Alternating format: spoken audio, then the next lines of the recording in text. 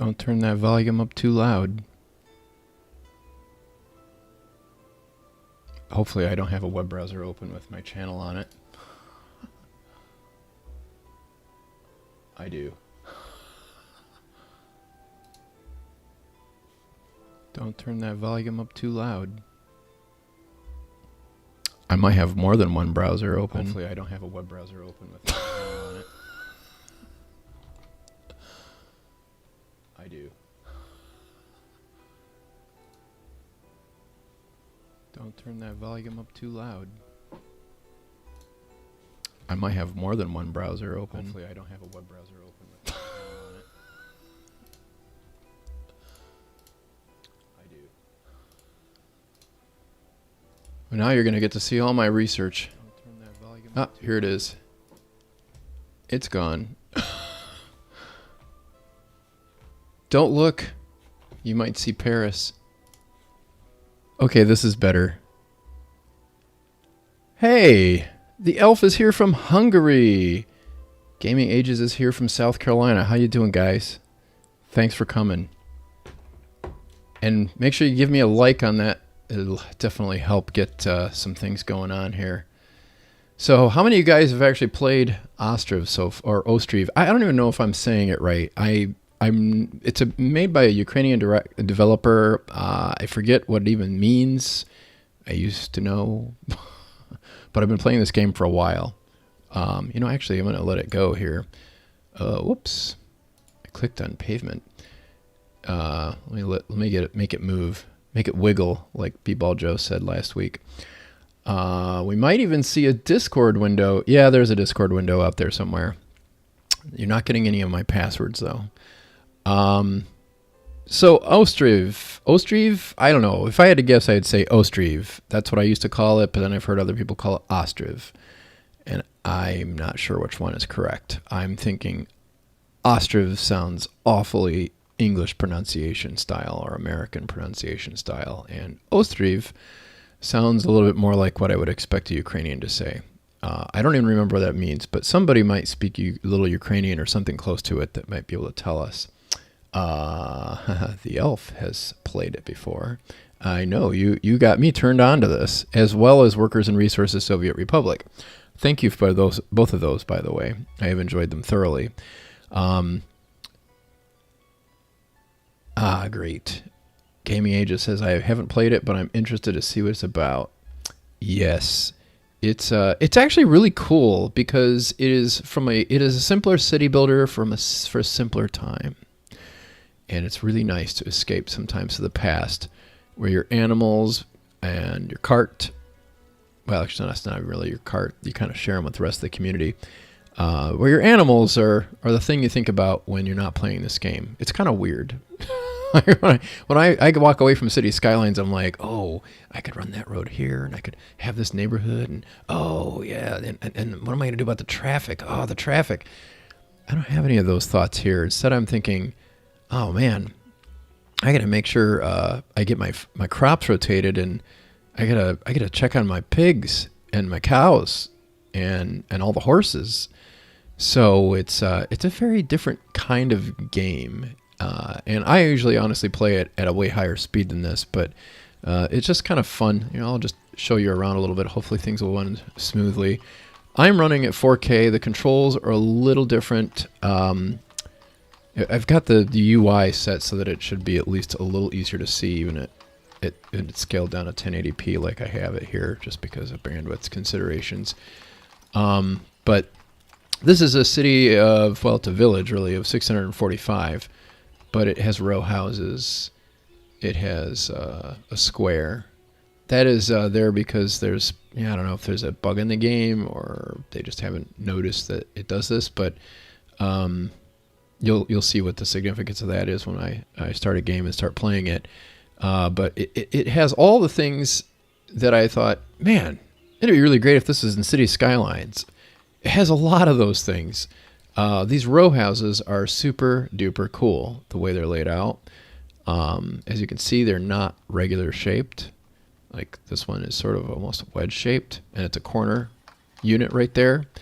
And the other thing too is, you basically get to decorate this all exactly the way you want.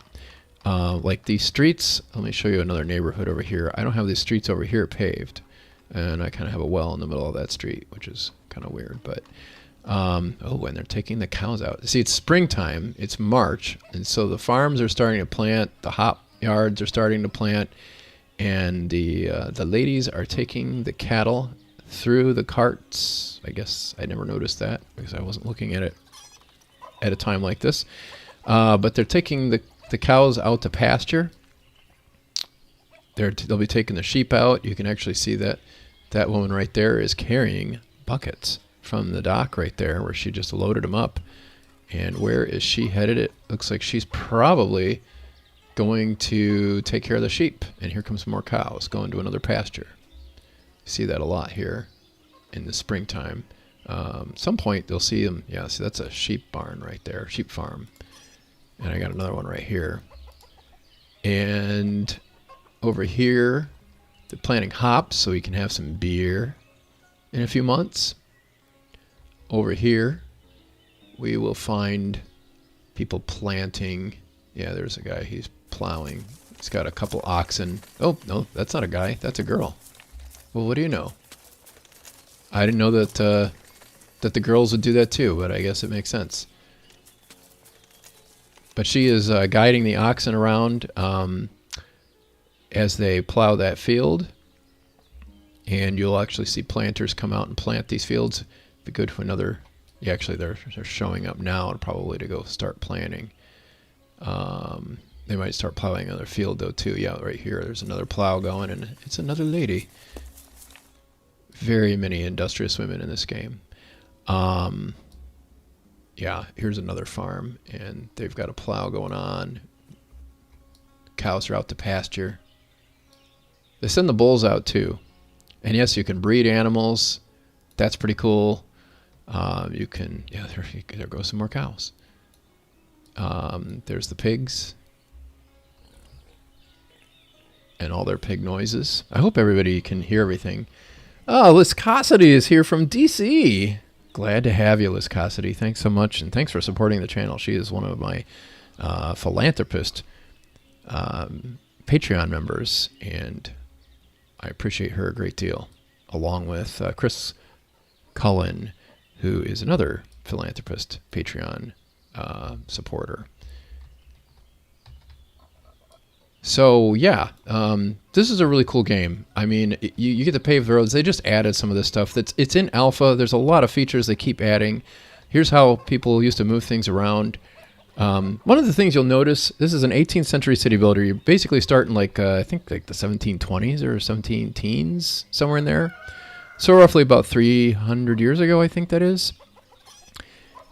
And you get to hear lots of animal noises everywhere you are in the city, especially if you're near the farms.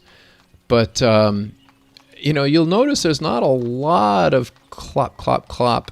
I mean, every once in a while you've got a cart that goes by that's got a horse pulling it. I don't know where this one is. I think it's to my left. Nope, it's to my right. It's probably... Yep, I have no idea where it is. It's out here somewhere. I just can't figure out where it is. Maybe somebody else is better at locating the horse. But they do have horse wagons and things like that, and they're running around. And they're delivering things, moving stuff around. Actually, I have a big construction site going on over there. I'll show you that in a second.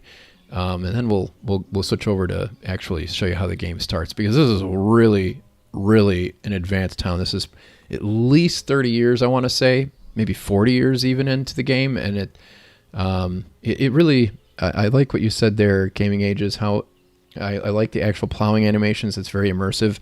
That's just one of many. I mean, really everything in this game that happens, the animations are all there. Like, there's the chicken coop, and you got the chickens running around. You got chicks, little baby chicks walking around and everything too at various ages. You also have, these are fishing docks. So fishermen, since this is springtime, would be coming in here and starting to go out on their fishing boats to go get some fish. And and then bringing it back and maybe drying it or just selling it at the market or what have you. These are smelteries, and they are smelting iron ore into iron so that blacksmiths can make stuff out of it, like horseshoes and nails and things like that, or metal parts. You've got pretty nice animations there for the water wheels. The bridges look pretty cool. You get wooden bridges, and depending on your terrain, you can do all sorts of cool things with those. You can put in fences. You got to build wells so that everybody's got something to drink. You even have to hang up hay to dry it. Hey, here's one of the horse wagons, and you get a wagoner driving the horse and taking it wherever. You know, they'll carry more freight than maybe somebody with a handcart will. I don't know what he's after. He might be heading in for some fish, or he might be just going around. Nope, he's getting charcoal. So that's a charcoal pile, and you set it up, these charcoal kilns in the charcoal pile, and then you burn them. You burn the firewood in there, and it gets you lots of charcoal. And you'll use that to fire the smeltery. I think the smeltery uses that. I don't think they use straight up firewood. Maybe you have a choice. I forget. Yeah, there's some fishermen right there. Bringing in their catch. I mean, it's really detailed. It's fantastic. And then there's a woman going down there to get water for the chickens, or for the cows. Probably the chickens, I'm guessing. Now she's filled up her buckets, and she's going to bring them up to one of the chicken coops. Now, of course, the chickens will drink right out of the river. They don't care. They don't have any problems with the parasites or anything like that, like we would. But the people, they all drink out of wells. So we've got to show you a couple of wells here. We saw one of the stone ones earlier. But this one right here is one of the wooden ones that you start off with. You don't need any stone to make it, just wood. And I don't know if somebody's going to come by and use it or not. This one's probably not that busy anymore because I don't really have a whole lot of people living near it. But over here, you know, I've got a bunch of wells right there, and you'll occasionally see somebody go up and fill up buckets on it. I don't know if they bring their own buckets or if they magically fill up, but I think they actually bring their own buckets. Yeah, I'm just trying to think. Yeah, the animations in this game really are fantastic. It's pretty cool. Yeah, he's bringing iron ore over here to the smeltery and the stone storage, which I can hold iron ore in. And he's emptying the cart. That is cool. I've never even watched him do that. I didn't realize they had that in there.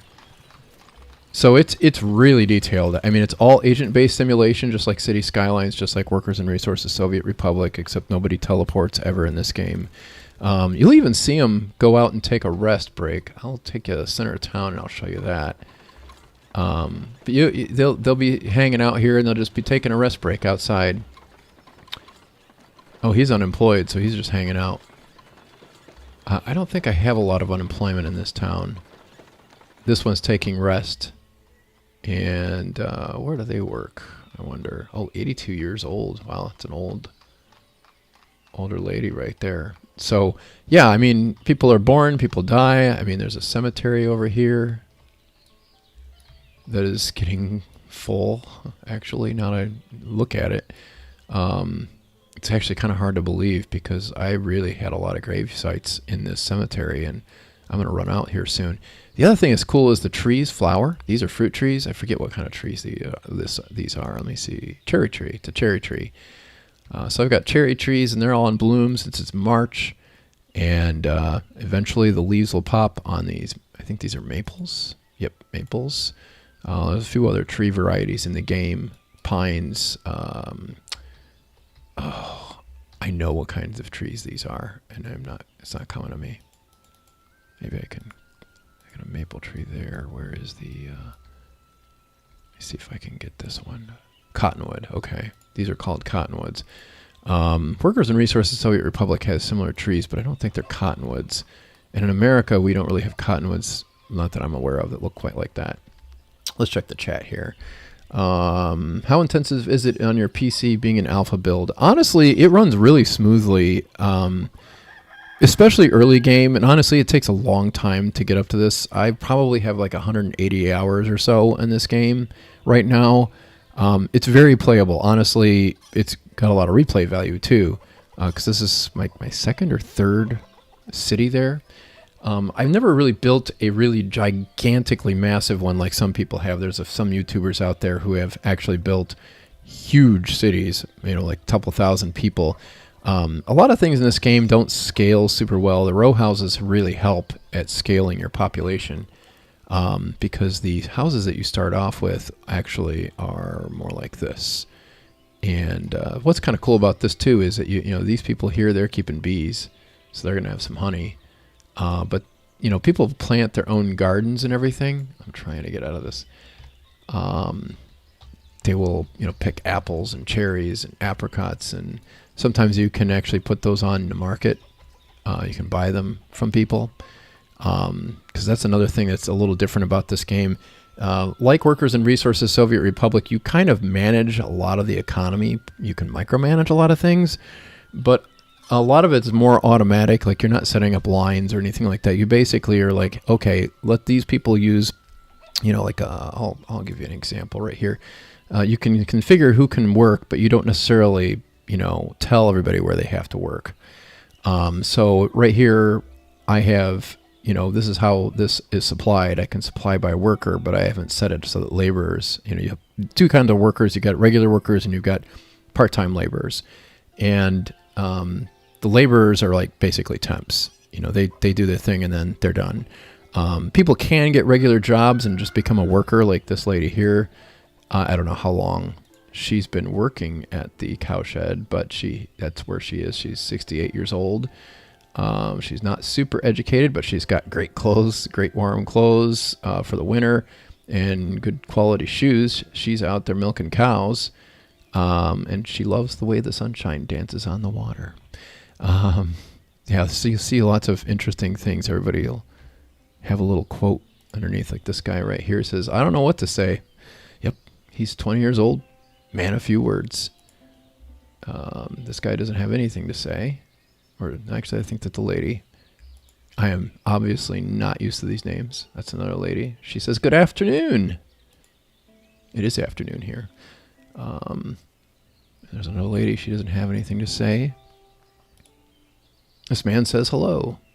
Actually, I think that might have been the guy I just saw yesterday. I just saw a second ago. So, yeah, I mean, they sort of have personalities, but obviously they just kind of do their job.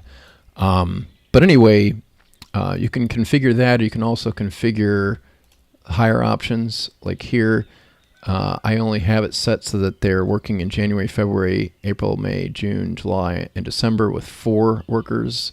And then there's 2 workers the rest of the season. I can tell whether they can hire men or women or both. I can enable seasonal hiring, which is what this thing here does. And this controls how many during each season, and I can control whether laborers can work here or not. Because sometimes they need to move some goods in to keep things moving. So that's pretty cool. Conscript David pointing out that I think the thumbnail still shows Workers and Resources Soviet Republic. Yes, that's really annoying. I see it on my YouTube, on my web browser, and it looks right, so I don't know what's going on. I think I forgot to switch the thumbnail until after I had already hit schedule, and I probably should have just set up another stream. YouTube is weird. So Discord is and YouTube are not helping me out very much at marketing this. So anyway, yeah, this is a pretty good sized town, and there's a lot going on in it. You've got people out there planting crops. I think they're still planting crops. Hey, oh, okay, they're just hanging out. I was thinking they were stuck for a second there. Yeah, you got guys that'll chop trees. This is a reforestation area right there. So it's really a lot of moving parts. The animals move, the people move. There are traders that come through every so often if you've got a trading post, which you really desperately need pretty early on in the game just to have a functioning town.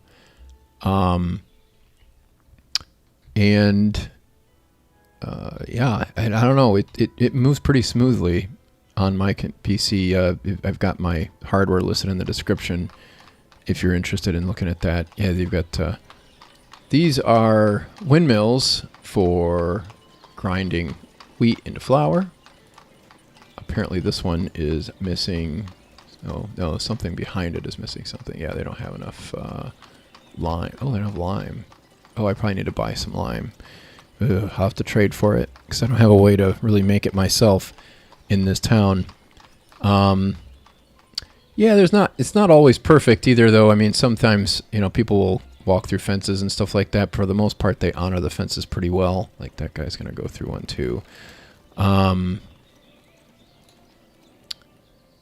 it helps you keep things clean. You'll see what I mean when we start a new game because we won't have all this laid out. Let me see if there's anything else that would be fun to check out before we go start a new game. And I'll show you how that works.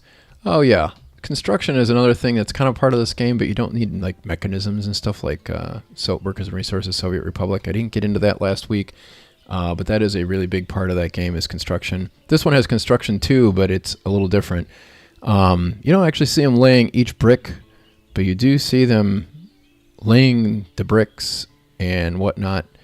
I'll speed this up and you can kind of see it a little faster. He's only one guy out here working. I think everybody else, well, he's taking a break too, apparently. There should be some coming back at some point. Here we have a trader. Let me see. Trader shows up here. Can I buy lime? No, they do not offer lime. That is a bummer. I pretty much have all of these things. Not sure how much. Nope, I got a lot of wheat. Sunflower oil. I always like to sell that. I don't have a lot of it in storage though, so I might only... Yeah, I might actually not sell that this time. He wants lime. I don't have any.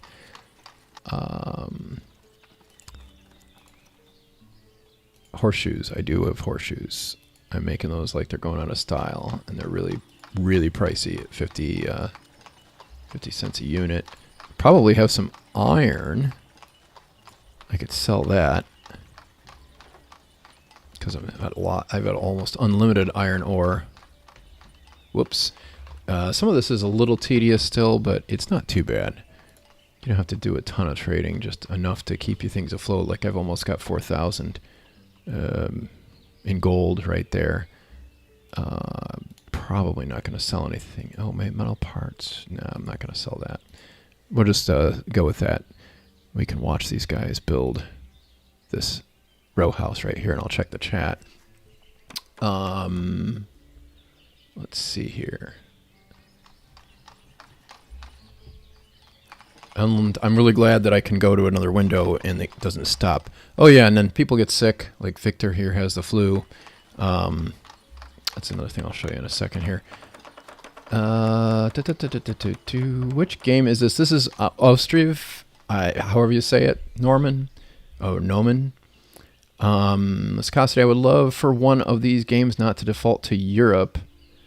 Yeah, well, this one, I don't know. This feels very familiar to me. Even though it's European, it feels very familiar to me because I'm pretty sure this is the way things worked pretty much all around the world. We might have slightly different names for some of the things, or might not have some of the same products. I'll show you that in a second here. For a lot of Central Eastern European developers, it would be hard to make a game about other continents. That is very true. And I think we've seen that actually with City Skylines. There's sometimes they get things right about American stuff. Ooh, we had somebody die. Victor has died from the flu. Oh. He was only 9? That doesn't sound right. I mean, we do have kids die in this game. It's really tragic. But at least they're not real people. But it is realistic for the time. It's not like the medical technology was super advanced and like they could put them in the ER and, give them an antibiotic. Yeah, well, you know what? So your game developers don't just live in Central or Eastern Europe. Probably part of the problem is that, I understand where you're coming from, Viscosity, that this isn't a complaint about the game, just a wish for future games. I would like to see that too, but probably the biggest problem that I think you're going to have with getting games from American developers is the corporatization of gaming and the fact that it costs a fortune to hire developers in the States and game designers and all that other stuff. So you do probably get a few things, but they're all like corporate titles, like Civilization, or like SimCity, and we saw how that worked out. So honestly, I don't really mind the foreign developers, developers outside the United States and Canada, building games. I'm happy with these games. I love these. But it is sad that it's really hard to develop a game, here in North America and actually be able to get any traction with it. Although I would say that it's probably a little easier than it used to be. Like Workers and Resources Soviet Republic is Slovakian. So, it's just kind of the way it goes. And the City Skylines is Finnish. So it's just the way it is. Let's see here. The Elf says Workers and Resources Soviet Republic is made by people in Czech Republic. I think they're actually in Slovakia, which is the neighboring country, the Slovakia that used to be part of Czechoslovakia. Hey, we've got another visiting guy, but he does not have it. I'll buy some honey. I'll buy all the honey he can sell me. I don't think I need anything else from him though. Do I have more sunflower oil? Yes, I do actually. I'll sell him some. I'll sell him 1,000 sunflower oil. That's a pretty good profit margin on that. Oops. And horseshoes. Maybe some salt.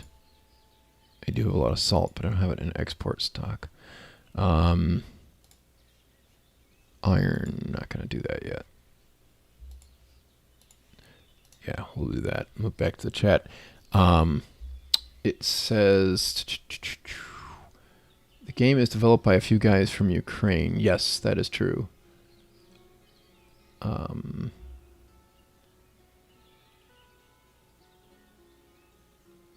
you're reading way more. Yeah.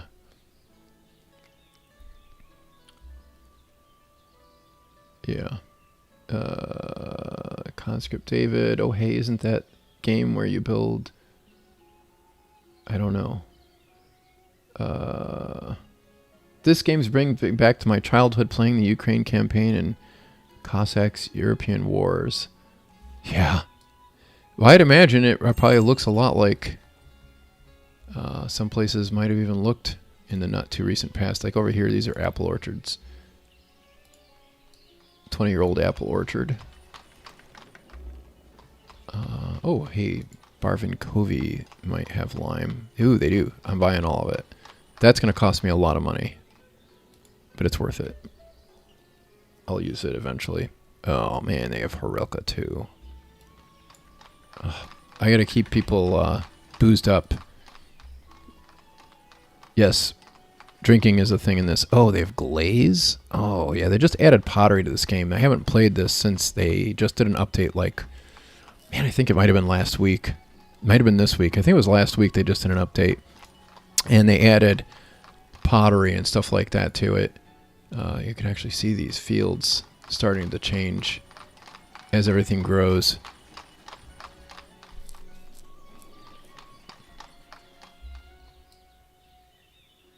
And some of these are fallow because they have nutrients in the soil that you have to just let them lay fallow. Maybe even have the animals pasture there for a year. And then it rebuilds the nutrients in the soil, and then you can have more stuff. Like over here, this hoppery. Ooh, how come I don't have more people working in here? Oh, that's not good. I must have not saved after I made that change. Oh well. Yeah, you can apply to all the hop yards. And now there should be a worker over there, but unfortunately nothing got planted or taken care of, so that we'll have hops. So I'm going to be limited as to how much beer I can make. And people are complaining about not enough food variety, probably because I don't have enough food variety. This here will show me the local market. I probably could slaughter some animals and get some meat. I'm not having a lot of vegetables in stock. They probably sell as soon as they get bought. I don't have any flour. I don't have any. Wow. I don't have anything in there. I'm not exactly sure why. I'm not going to worry about troubleshooting it right now. As things get bigger, things get more complicated. Stay-at-home gear says, looks pretty neat. Yes, it does. It's pretty cool. Vivoire, as most city builders default to U.S., there is some balance in the universe. Yeah. Well, there are other places in the world. I don't mind. It's kind of fun to learn about. The other thing that's kind of wild is you actually see the names. They're all names like Butenko. I can actually maybe say that one. And Kotova, Kristina Kotova. And probably still don't sound like the accent properly. Kilchuk, Yaroslava Kilchuk. And Ilya. Okay, yeah, I'm not going to. Tutunik. I'm sure we would spell this very differently. These names are probably common in Cleveland because we have a lot of Ukrainian and Russian people from that part of the world over here, and some of multiple generations that have been here for a long time. And I learned how to pronounce those names, but they're not spelled the way they probably were originally. I'm just thankful that nothing's in Cyrillic. I don't have to worry about that. It's all in Latin script in the U.S. English version. Let's see here. I think it's familiar because the game, by looks of it, simulates the 17th, 18th century expansion of settlements in Ukraine, bound to be somewhat similar to frontier building in 17th, 18th century U.S. Yes. This would all be, what's kind of cool about the 18th century is that it was before the railroad. The 19th century, the thing that defined it was the railroad. The 20th century, probably the automobile. At least as far as transportation goes, I'd have a hard time picking a technology that changed the 20th century more than the automobile. I mean, computers did a lot, obviously, but maybe that's more of the defining technology of the 21st century. I don't know. It's still early. We're not even a quarter of the way through. It says... Vivoire says it is historical. Sims related to U.S. that seems to be lacking. I mean, I would love the early settler U.S. game like this. Yeah, I would too. And that's one of the things I wanted to point out is you see a few horses running around pulling buggies, but a lot of Americans kind of have this whole thing is like, well, back in horse and buggy days, how did they do it? They didn't have horses and buggies in cities. They might in small towns that were, very agrarian like this.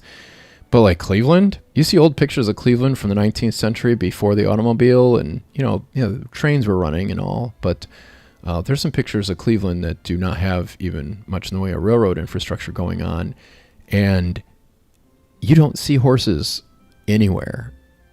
Now, what's funny is the town I grew up in, which is a town called Wellington in northern Ohio. It was a farm town, still kind of is. It's also now an exurb of Cleveland. You wouldn't think that it would be very different from downtown Cleveland, just maybe smaller and stuff like that, which it was. But there were a lot more horses and buggies running around, and that was because the farmers used those horses because they had pastures for them. They could have horses. Horses were crazy amounts of expensive to have in a city because you don't have anywhere to pasture them. And you don't have any way to feed them. You'd have to pay for all of that if you lived in a city. And if you were really, really wealthy, you could totally afford to do that, like the Rockefellers. But if not, then there was always much better ways of doing things, and that was by on foot or by hand. So that's how that was done. So yeah, it would be really cool to see a city builder game like this, and kind of get an idea of how things were back in the day in North America before the railroad, before we had cars, before we had bicycles even. Let's see here. Honestly, I was thinking somewhere. Liscosity says I was thinking somewhere non-Western altogether. But yes, this was just an idle wish. It's okay. Do you have a name picked for the new town you're making? You know what? They don't really give you a way to name the town. And it would feel funny to name it like Hillsville. Here, I'll turn off the local market and all the people not being able to eat because I'm not going to save this. Because I'm not exactly sure what's going on. Obviously, something is out of balance, and I'm not really sure what it is. And I'm probably going to end up with a bunch of dead people as a result of it, but who knows? Or they'll just move out because I can't get enough food. So, anyway, you know, what was I on this? Yeah, the name of the town. I would feel funny naming it just, you know, Hillsville or Peninsula or something like that because it just sounds too English in name, or maybe too Latin, and I need something more Slavic to call it.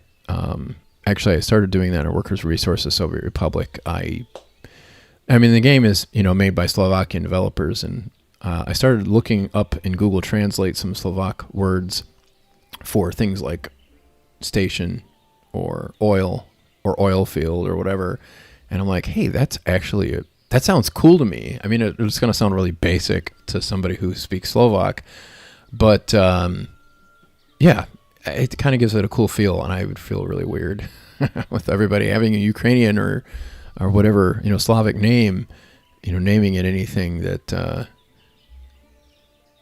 wasn't somehow from that part of the world. So yeah, I have no idea what to call it. If anybody's got any good ideas, share them with me. Maybe we'll adopt that as the name.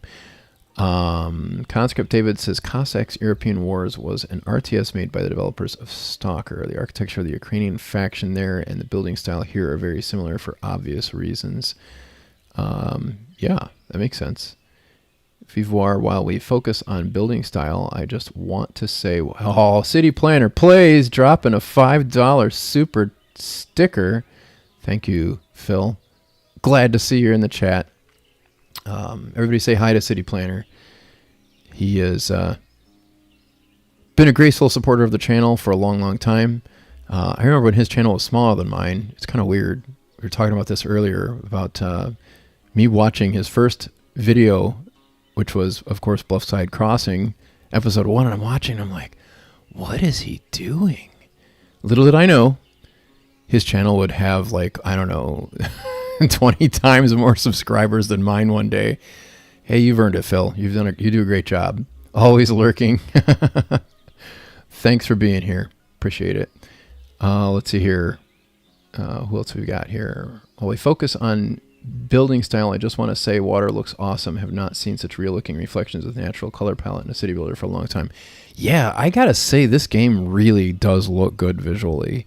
And it honestly doesn't have very many bugs. I hardly ever notice the bugs, and the bugs that are there are really just more of like nuisance type things. They're not even really like that bad.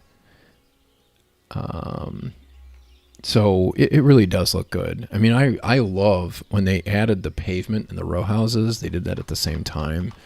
You know, it's just so cool to be able to, you know, get people to walk where you want them, and then they don't have tracks. I'll show you what I'm talking about in a second here. They don't have, you know, tracks running through everywhere. Actually, over here would be a good example. So you kind of see where the beaten path is. This is what happens to your grass if it becomes a beaten path. It literally turns to dirt. And that's exactly the way it was in real cities. And if they don't walk there very often, like over here where they're out there going out to the hay dryers, you just see a few spots where maybe they walk a lot, but not really like really, really big dirt paths like you see in some spots here. And a way that you can kind of corral that is with fences. You can make it so that, you know, they have to walk between the fence lines and they can't walk through it. So that's why there's green grass right here. But over here, you know, I've also fenced it, but then I also paved it with stone, which is pretty cool. Yeah. You know, there's some flowering bushes and stuff that you can put in there. You can see the cherry trees just look like summer cherry trees now. That's pretty cool. So that's the same graveyard right there. That's the barber surgery. Phil, if you're still on. Conscript David, I'll get to that in a second. The barber surgery is one, if you're still watching, Phil, where you're going to see somebody really pile up wealth if you start playing this game. It's well worth it. This is interesting. You know, this guy made 210 gold last month, and he's accumulated over 7,000. Meanwhile, if I go up here to this row house and I just pick some random apartment, 71 gold is all this guy's got, and his monthly income was 3. That's 3 gold. This guy, 210 gold. So he's really making a lot of money. Now over here, the bartender at the tavern, he's got a little more wealth, but I taxed him like crazy. If I go over here to the taxes at the city hall, I kind of don't want my population to get poor, and it looks like I've got some that are poor. And there's lots of ways people can make money for themselves. One is by obviously working. Another one is they can grow stuff and then sell it. But you basically set a price on how much your market is. So my market products price is 100%. I forget where it is that I actually set what rate is that I pay to buy it. The barber surgery's tax is 200 gold, and I'm not sure if that's monthly. It might be monthly. But when the guy's making 2,100, it's really hard for him to lose. Also, I have a wealth tax of 10 gold, but you have to make at least 130 gold to have to pay it. This tavern tax is really low because that guy is not really making hand over fist money like the barber surgery is. So if you get sick or you want a haircut or something, I guess you go to the barber surgery over here. And he gets his own fancy schmancy house that's all to himself. He doesn't have to share it with anybody. It's not a row house. And he's got windows on all 4 sides. The lucky dog. But, you know, you get the idea. He's got a good thing going there. That's another tavern. And this tavern doesn't make anywhere near as much money. It's only got 60 wealth. Yeah. And sometimes these guys can make a lot of money. But the barber, man, he really pulls it down. I just can't even get over 7,000. I could tax him like crazy and he's still going to be rich. Easily the richest guy in town. And it's really hard to defeat that just because of the way the game works and the way the economy is. Oh, I'm glad to hear I read your mind, Gaming Ages. Let's see. Ooh, lots more chats in here. I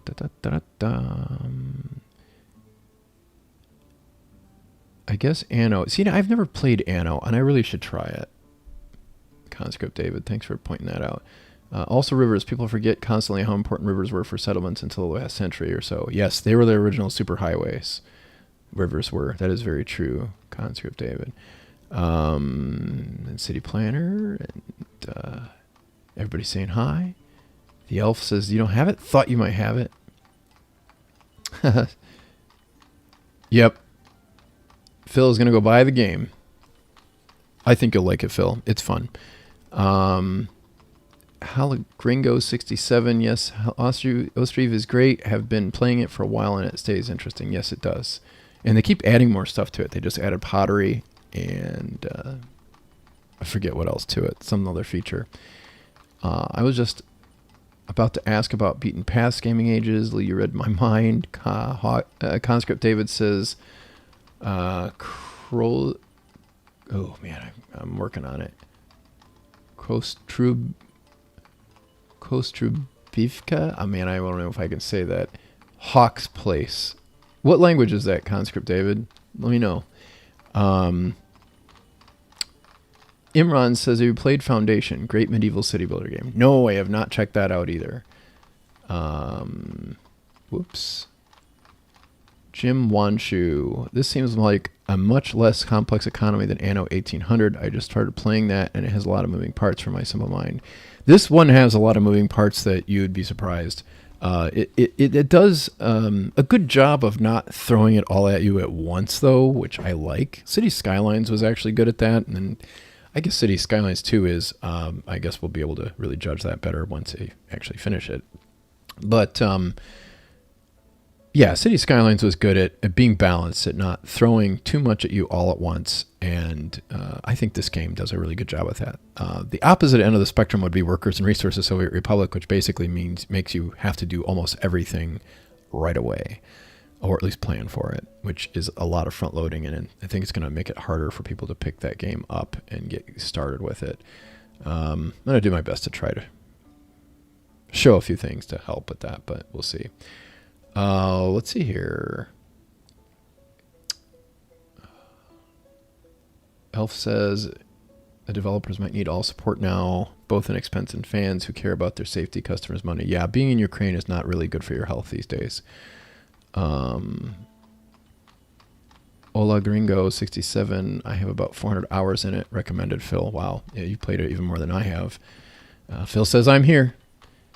Vivoire, Imran's, let's be real, we all wait for Manor Lords like crazy. The demo had insane look and feel of a 100% real medieval village. I don't know that one. And Phil is going off to buy Ostriv. It runs on a Mac, so I can take it with on Christmas. Hey, there you go. Yeah, I didn't even realize it ran on the Mac. Oh, and that's very rough Ukrainian. Okay. Kustrubivka. I don't know which which syllable the accent goes on. Oh, and thank you, Phil. Can we get Leo like? I hope so. Tell the algorithm you like this. Tell you may want to see more, and then other people will come and hopefully they'll see more too. Gringo says you'll have fun. Vivoire says channel your inner Soviet Republicly, redistribute the wealth. Yeah, well, I try to do that actually. Actually, I try to redistribute the wealth to me so that I can buy food, so nobody goes hungry. But people are probably going hungry right now. Let's look at problems. Oh yeah, they're going hungry, or at least they're not. They're tired of eating the same thing. At least. I probably should just slaughter some animals. Honestly, I could do that. I'll show you how that works really quick because it'll be a while before I have animals in the new game. So I've got some cows that are pretty old. I've got a bull that's 3 years old. I want to always make sure I have 1 or 2 bulls that are at least, I want to say a year old because then, it keeps the population going. So I've got 2 bulls there. I don't really have very many bulls. I also like to try to keep it mostly cows because then, I get lots more cows out of that. There's a 2-year-old bull there, 2 1-year-old bulls. I'm going to slaughter that 2-year-old bull there and one of the 1-year-old bulls. There's 19 in there currently. 4-year-old, that's pretty old. And then we should be good getting him out there. And what that'll do is a few things. I'll show you in a second where these guys end up at the slaughterhouse and where they go from there. So we've got a couple of bulls here we can take care of. I like to let them mature and then I get more out of them, I think. Those are only part of, now I've got pigs too. I got a lot of boars. Probably, you don't want to be feeding a bunch of animals that you're not going to really want to keep around. And you'll actually see the women that work at these places lead the animals off to the slaughterhouse. Just kind of cool and kind of eerie all at the same time, especially if you happen to be that animal. Let's see if we spot her.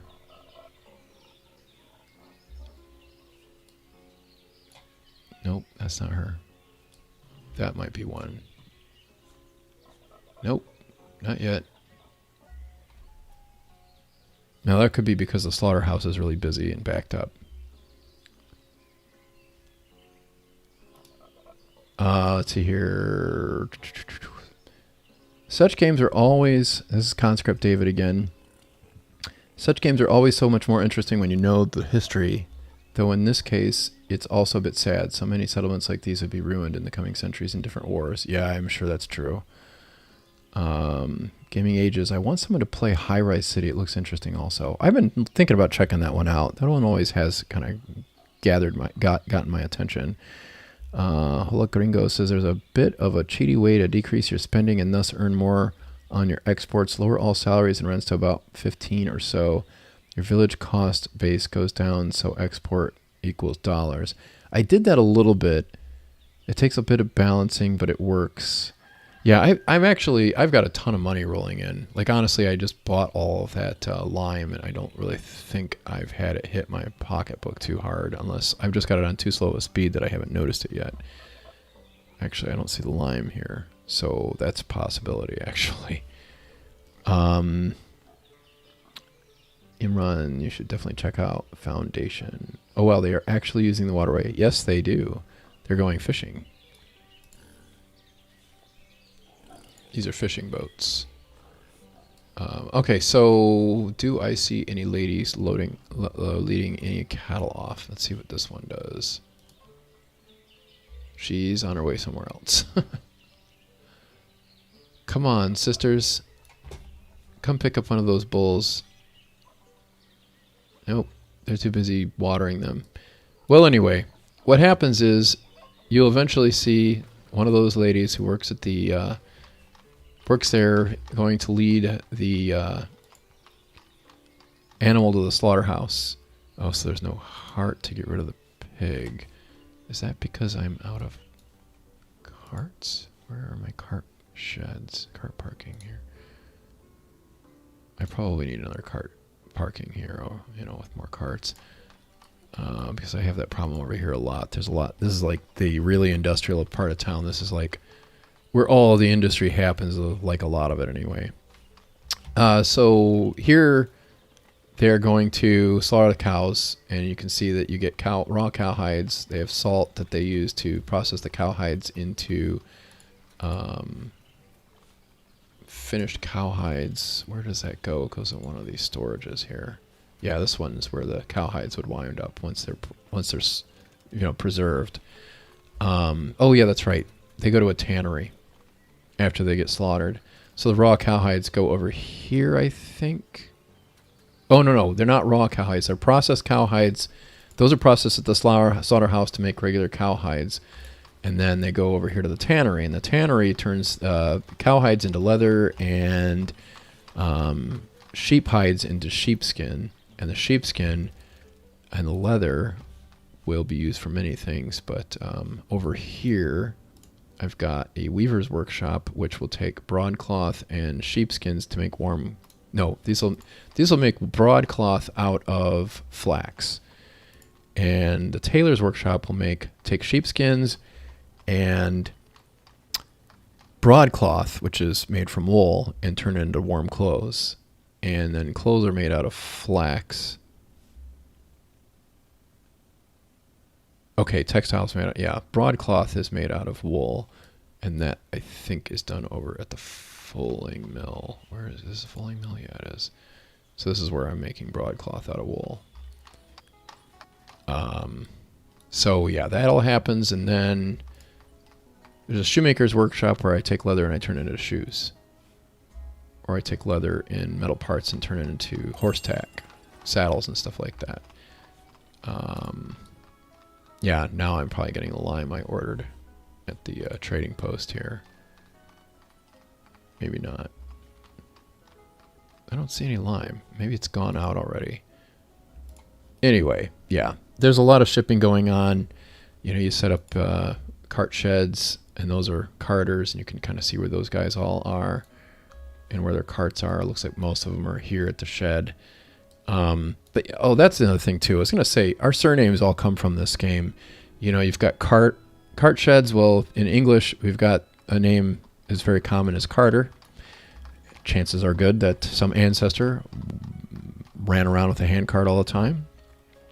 Like this guy's gonna go in and he's gonna go grab a cart and go move some stuff around because that's what his job is. He's a carter. And then let's see here, there's wagon shed. So these guys do the same thing as the carters. They just do it with a wagon and a horse instead of with a cart in their hands.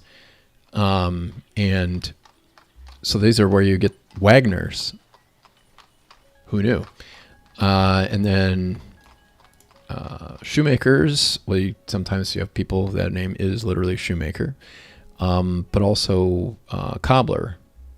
I think, yeah, shoemakers were cobblers. I think they might have called them coopers too. I can't remember. Yeah,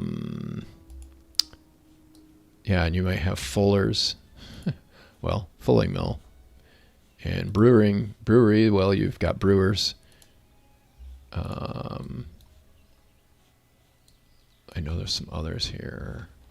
Yeah, barber. That's another name that you'll see. So there's a barber. And you'll notice that some of these names actually pop up in other ones. Oh yeah, another one too is tanner. Smith. Smith is probably the most common name in the whole United States. So that's another one that comes from just, you know, what it is that they did. And then miners, I don't know if they had a name for iron ore miners, but copper miners, if I remember right.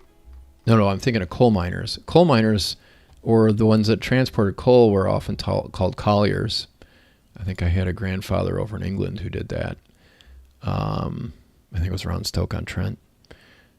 I don't remember for sure. It's been a while since I did all that genealogy stuff. Let's check up on the chat here. Mac version of Ostriv is on the radar, but not here just yet. Okay, Coopers. Oh, they made barrels. Okay, that makes sense. Thanks for pointing that out. All right, so let's start a new game. I'll show you how this works. Oh yeah, Miller. You know, so they ran mills, and I imagine some of these Ukrainian surnames wouldn't surprise me one bit if they had a similar thing going on, because it seemed to be a way a lot of surnames arose, you know, originated. Oh, hey, we're almost done building that row house because I have lime now. Oh, Valerie broke his leg. And he's going to be out of commission for a while. I hope his family will be okay. Well, anyway, all right, so let's start a new game. New game. And, okay, so one of the things that you want to take into consideration when you start a new game in Ostriv is what kind of resources are on there and what the map's laid out like. These are not flat maps, by the way. And honestly, I don't think you want flat maps. They're kind of nice sometimes, but yeah, you don't have to go with a flat map. So map 1 has unlimited limestone and some stone, but it's limited. You'll run out. You will never run out of limestone on map 1. Map 2, I can't remember which map I'm on. I think it might be map 2. There's unlimited iron ore, but limited stone and limestone. Now, limestone, you need to make lime. Stone, you need to make streets. It's pretty easy to trade for stone, though. So I wouldn't fret over that. Iron ore, you can trade for that pretty easily, too.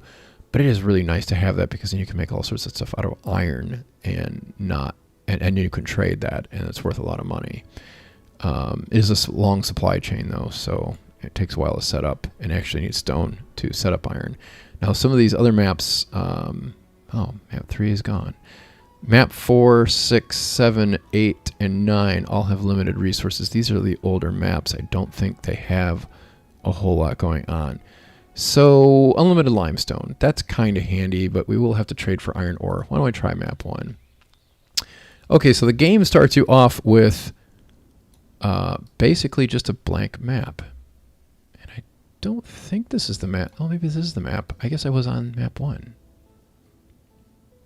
That doesn't make sense. Hold on. Huh. It just looks very similar, I guess. Because it has that kind of bulb-shaped peninsula. I don't know what else to call it. Yeah. Huh. That's weird. I would have thought I was on the same map again. Well, anyway. So the first thing you start off with is a camp. And one of the things you want to take a look at is, you know, how much hill are we talking? Yeah, okay, this is definitely a different map. It just doesn't look obviously like a different map right away. There are no grid, you know, there's not like a grid or terrain lines, you know, there's no topographical lines that you can turn on in this map, on this game. I wish there was. Hopefully they'll add that at some point. It would be pretty handy. But you kind of want to have to go to school on the map, as they say in golf, I guess, and just kind of see what the terrain looks like. Like this over here would be kind of an interesting place to put it, but it's going to be really humpy at the top, which means you're going to have a lot of slope on the sides, which is going to make it tough to build very big, row houses by very much. And you want to be able to pile those up right next to each other. This one's kind of got a hump on it too. Let's see what we have over here. And the other problem too is you have to build on the correct side of the river. Sometimes you can't just build on whatever side you want. And you want to be near trees because obviously you're going to be building a lot of things out of wood. So what I'm going to do is I'm going to build a camp, and I'm going to put it right here. And I'm going to make my town site be somewhere over there probably. So the first thing you're going to have, I'm going to pause this. So you've basically got, 10 families? 1, 2, 3, 4, 5, 6, 7, 8, 9. Yeah, 9 or 10 families move in. And you start off, you've got, all these wonderful young couples. Ooh, he robbed the cradle. Oh, she's a little older than him. So you've got some younger couples. I don't think they usually start you off with very old folks. Some of them will have children already, but they are families nonetheless. And these will be the base of your community. And you get a little bit of storage area. It's all temporary. Once you run out of this, then you really need another storage area, or you're not going to have anywhere to store anything. And you get a little iron, a few little nails, and some thatch. Oh, that's another name, thatchery. You get thatch. And if you do that for a living, you're a thatcher. And then there's a cart parking, which I usually like to move pretty quick and dismantle. You get a well, and then you get a campfire and a couple of benches, which are basically just logs to sit on. Everybody's kind of got a little bit of a supply. They've got some peas and some buckwheat and so on to eat. So you don't really have to take care of everybody in the first year. But the next year, you're going to really need to have a farm, or you're not going to have a whole lot for anybody to eat. And so then it gets complicated. All right, so the first thing you need, and it kind of prompts you, it's really handy, build a forestry for wood production. That's really important because we're going to use that to build stuff. So forestry, right there. And you want to build this, obviously, close to your forest, but also close to your town and close to your camp. Now, like I said, I think I want to sort of center my town over here. And I really want to build my houses in that neighborhood so that I can build a market over there.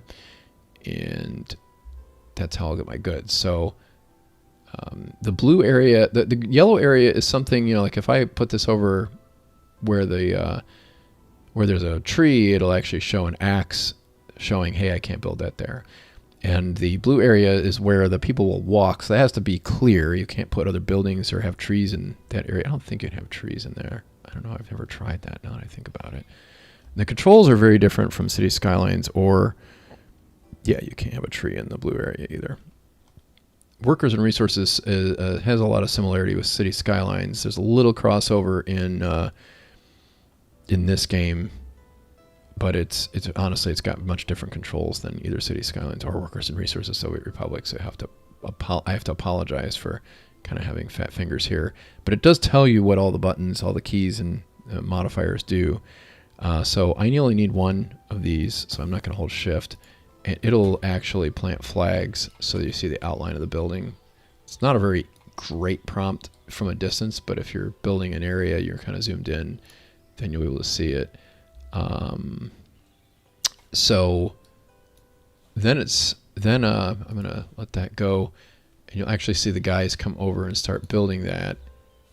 Once that happens, then you can start building housing and stuff like that. I'm gonna start laying that out because then I can go over to focus on chat, and I think I'm not gonna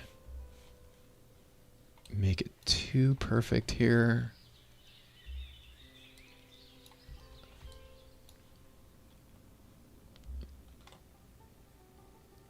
I'm just gonna hold down the shift key, place that, and place this next one. I can hold down the control. No, it's Alt to disable snapping, and that makes it a little easier to tell when you're close. If you let off of it, you'll see the fence move a little bit. So I like to try to keep things lined up. Oh, and I forgot to hold shift. Figures. Now these are, by the way, these are village houses with a garden. I highly recommend starting out with those. If you do a village house, you don't get the garden. The garden is really nice because it makes it so that the people that live there have some land to grow their own food on, and that is really super helpful later on down the line. And I forgot to hold shift yet again.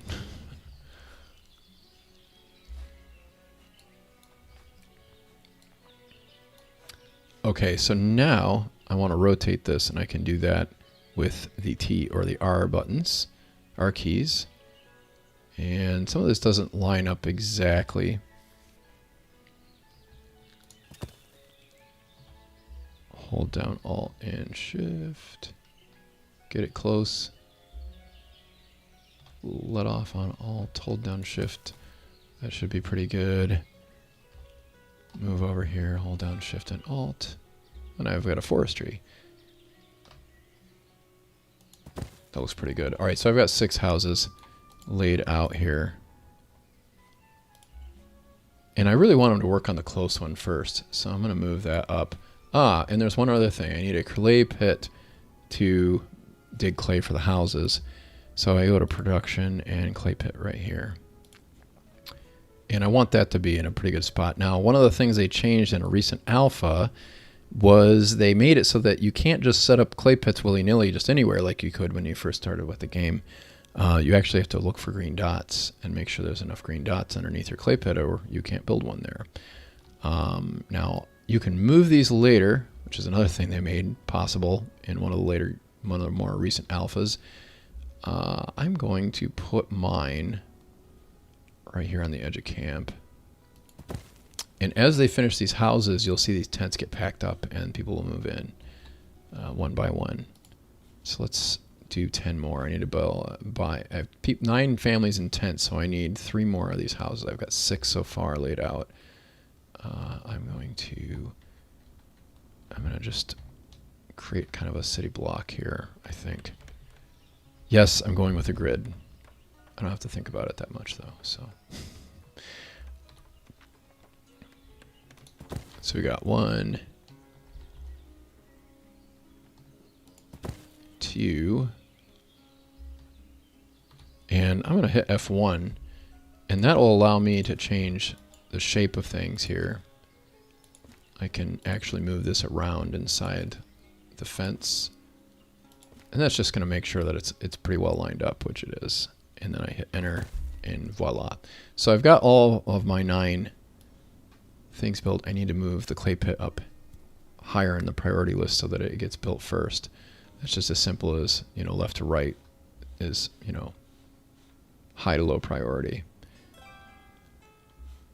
Now, another thing I want to make sure I get is a farm. And I go to production for that, and the farm is right here. And the trick with a farm is you need a place to put a lot of fields. And you want your workers to basically arrive at the farm and be able to go plant the fields.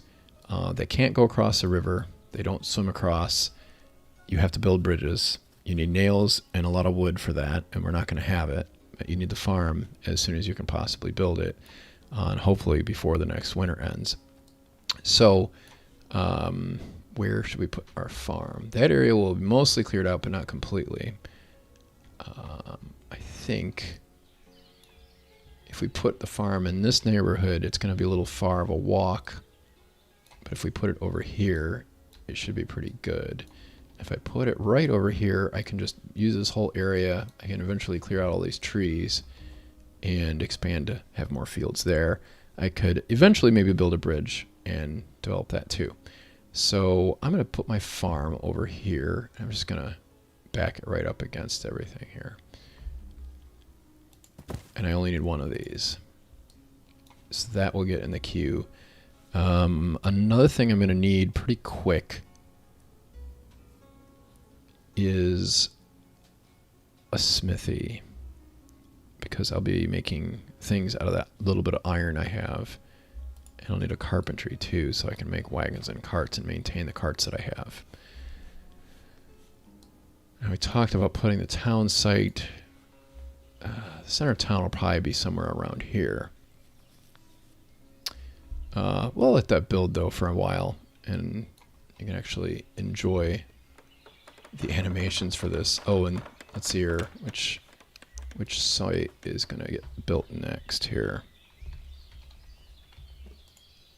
Let's do this one. Very lightly highlights the one that you want, the one that's going to get built next. And we'll let it build that one after that, yeah. They're all going to go take a break. Oh, and the other thing too I can do is I can go to the camp center and I can hire the other guys to get them busy. And I can move the farm up. I've seen a lot of people do this on some of the YouTube channels I've watched, YouTube vids I've watched. So we'll try that too. Get a farm going a little earlier so that we can get the girls busy working on the farm. Let's see here, because the women will not take jobs in construction. Whoops. Hey, there we go. Not like City Skylines. Okay. Melnik. Most languages have names like this. Melnik is the Slavic equivalent of, say, Miller. You know, I've heard that name before here in Cleveland. I've met some people with the name of Melnik. Hola Gringo, don't forget Farmer as a surname, or did you mention that? No, I didn't. That is a good one. That's another one. Oh, and the other one too is White. White is, you know, you'll Mr. White. I think there's Mrs. White is in the game of Clue, which is a popular American board game that you might have heard of or seen or played, especially if you're in the States. You probably almost certainly know it. It's right up there with Monopoly as board games go.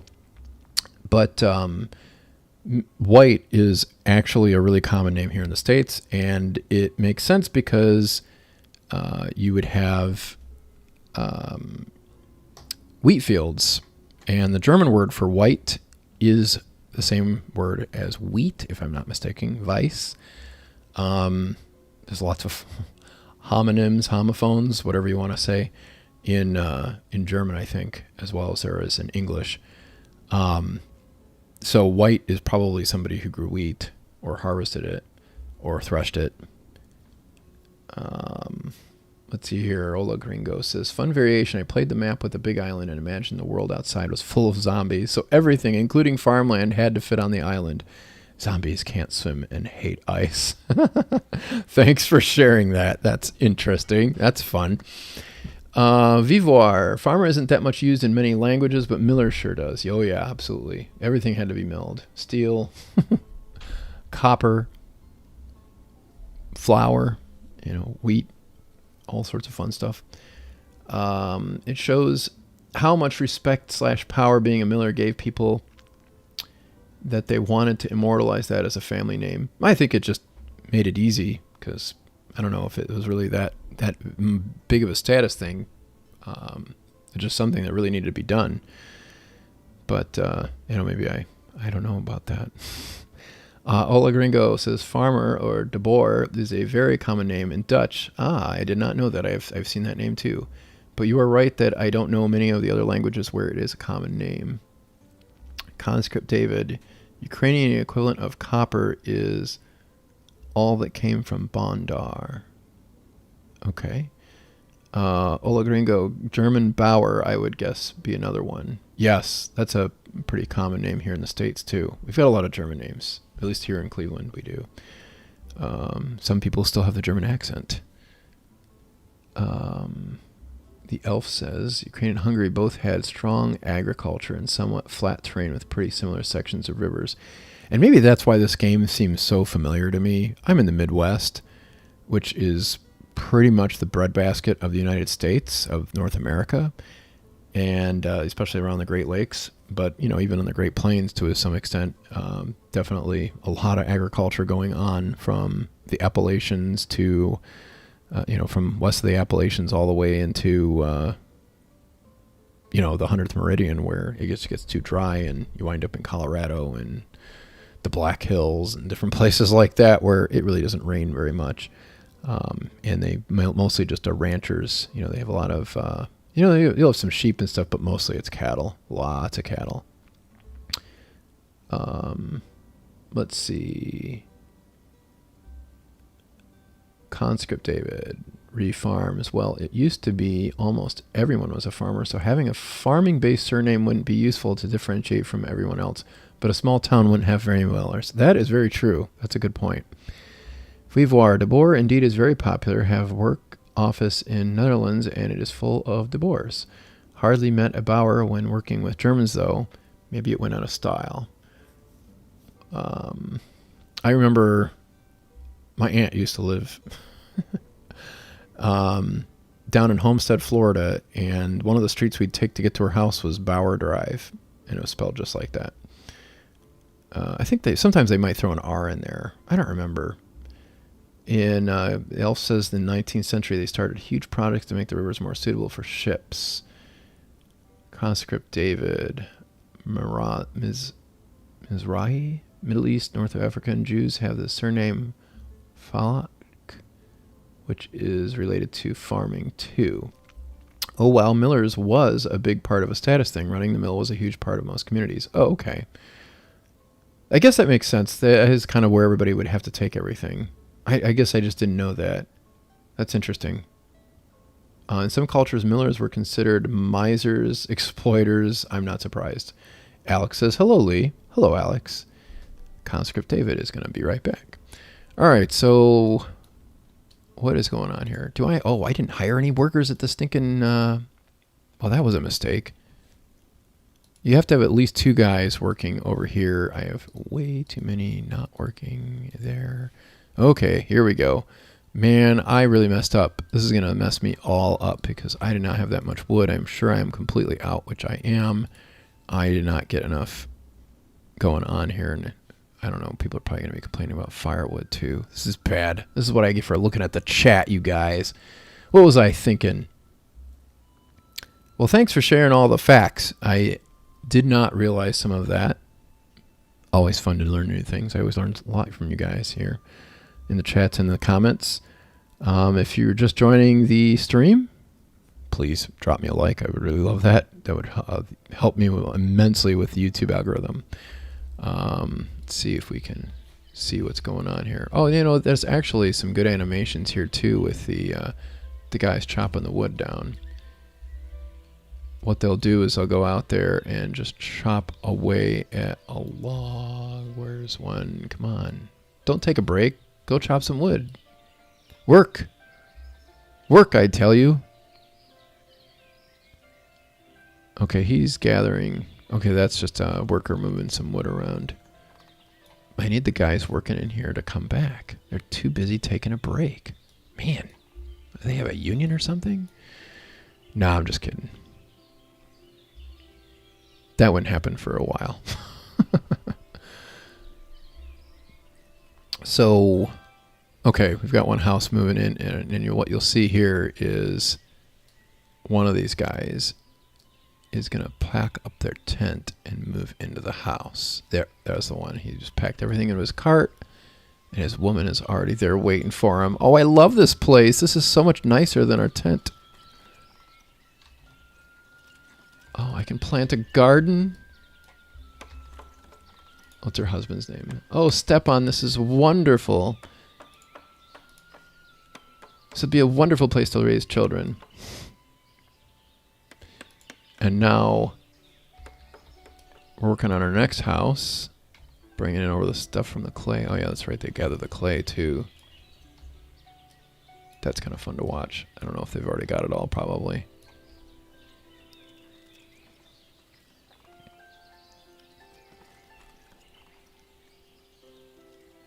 And he's bringing the thatch over for the roof. Oh, that's another thing I'm going to have to build is a thatchery. I think that's pretty early on. I got to have to. I'm going to go crazy, though, and try to get a farm. And hopefully I get all the housing done in time. I might have to can one of these guys, though, out of here. I don't want to do it too early, though. I don't want to run out of wood. But I also don't want to be overdoing it on the wood either. Oh, yeah, here we go.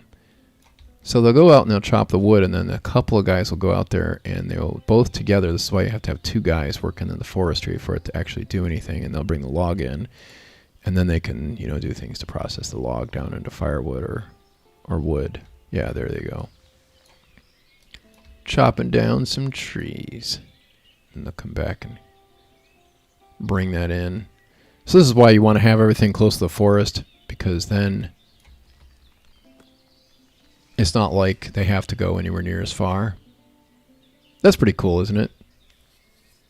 The animations are really pretty impressive, especially for it being a really small independent developer making this game. I'm really impressed with how good it looks.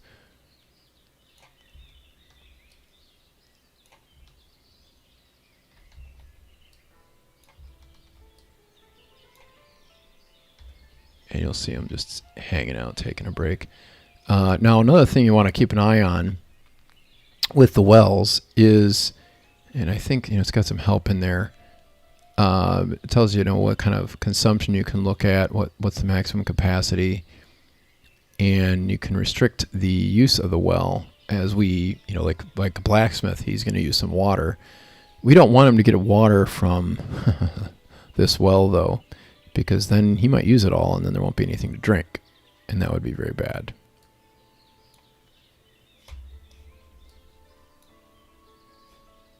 Okay, so these guys are doing pretty good at getting the logs out there.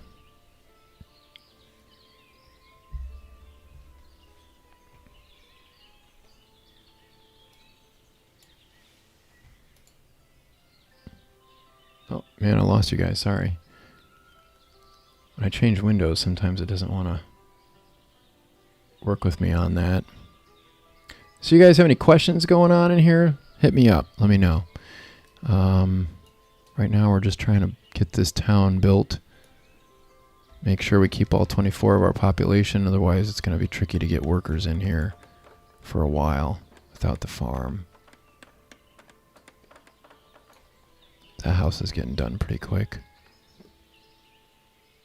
Now, how much thatch do we need for these things?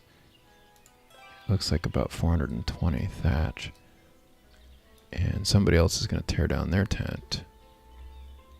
One of these two.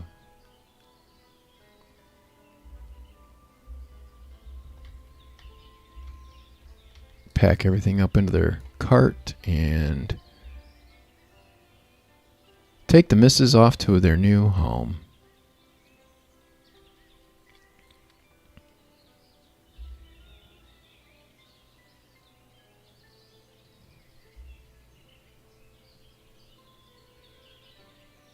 Come on, boys.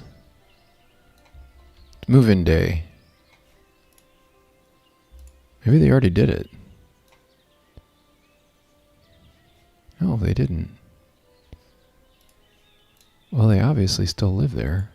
Oh, here we go. That's where the family's going to move, to the house. They got some stuff packed up in that crate right there, I think.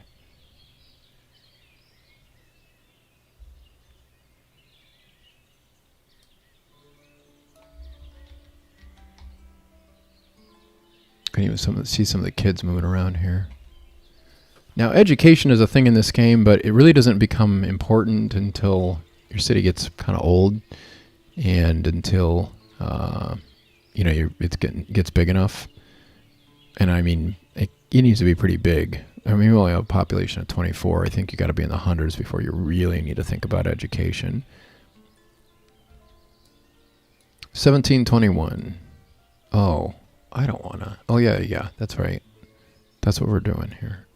That's weird that they haven't actually packed up that tent yet.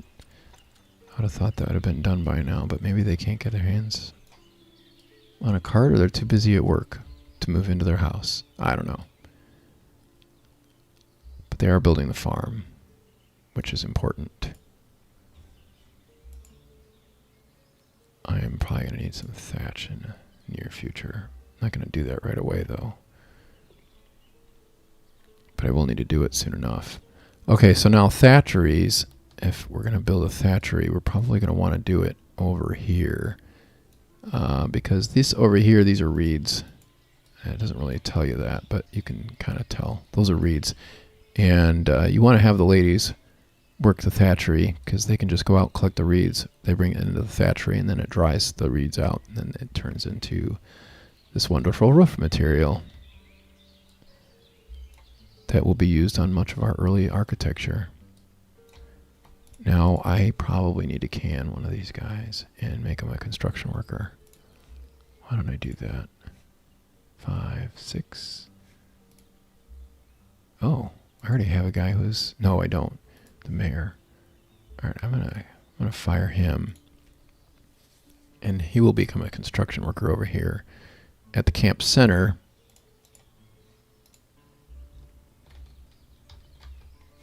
Which house gets built next? This one? Hopefully I have enough nails for this too.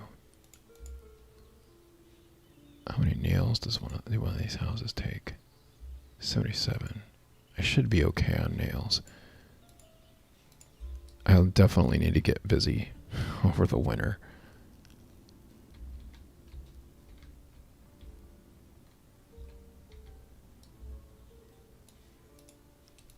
I'm probably going to need a well over here too. That's a long walk for water.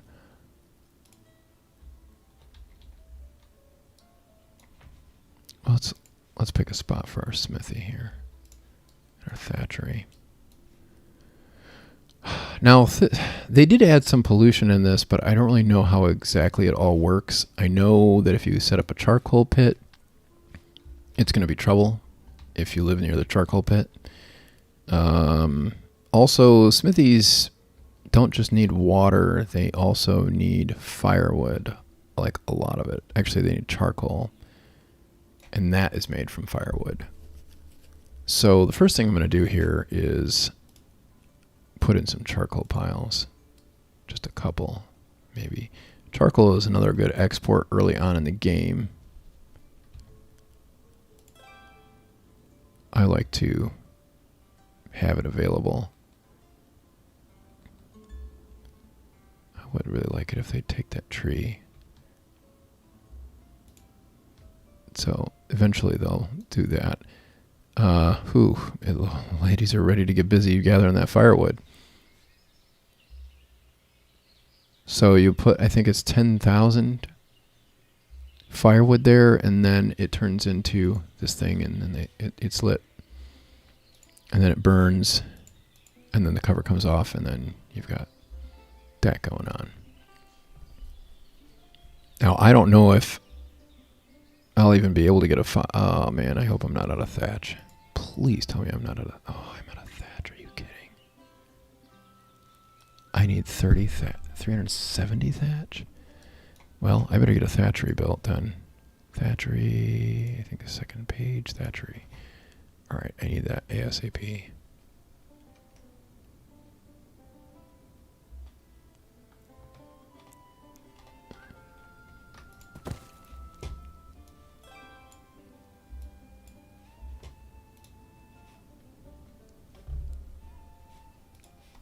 Oh, no. Maybe I have enough. Maybe I don't. I don't know. I don't think I have enough thatch. This is really bad. Probably need the smithy a lot sooner than I thought, too. Smithy. And I believe it tells me that it uses water.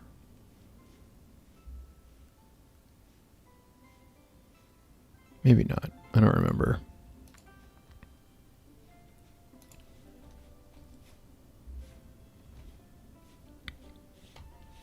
I don't know. I'm just going to put it right here.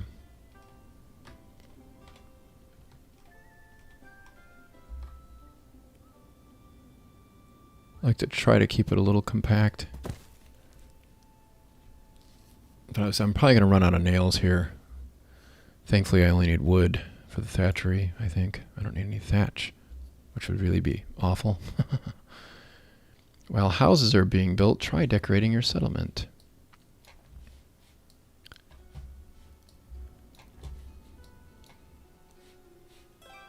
Okay, thatchery's good. I need to hire somebody to work at the thatchery. I want to make sure I'm hiring women because I got lots of women ready and they can't really do anything else at the moment except work on the farm once I get that going. That's going to take a while to dry. This is not good. Let me get another house going here. Won't be able to finish any houses, but at least I'll be able to get something started.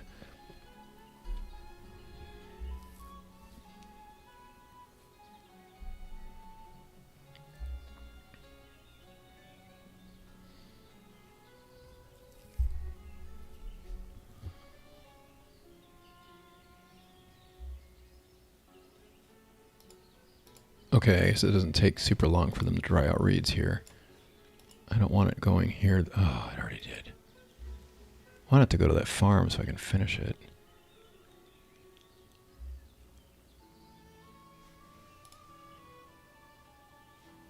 I only need another 170.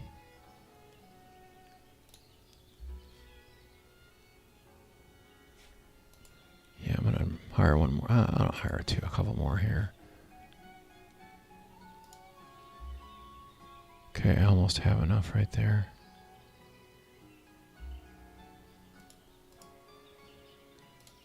Okay, I got enough. Get another house going here.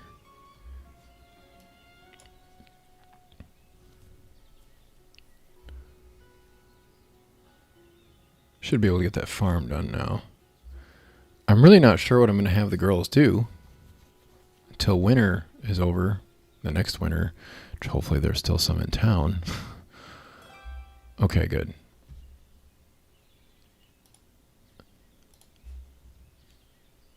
I could set up fields. I don't know if I have time to plant them. I probably should have done that first. Ola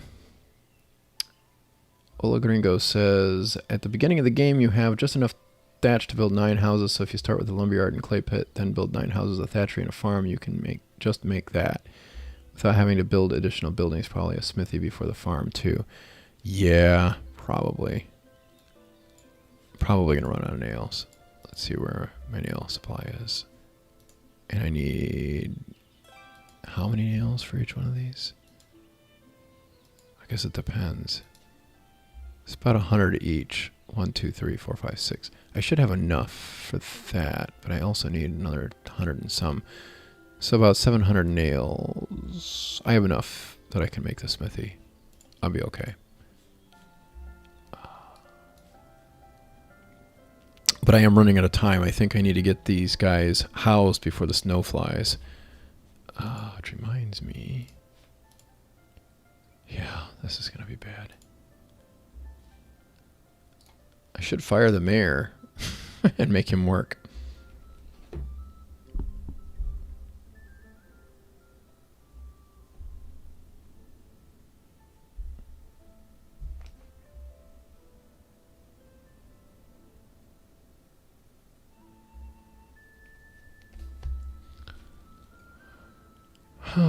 Because I don't know. I don't know what I need a mayor for. Am I the mayor? I don't know. My name's not Stepan Matsko. Is it? Hi, I'm Stepan. I'm probably mispronouncing that too. I'm not really sure how it's supposed to be said. If it all works, the farm will be finished at the start of spring, just in time to sow the fields. Yes, that's the whole idea. So since we have those, and I don't think I'll need to micromanage much more.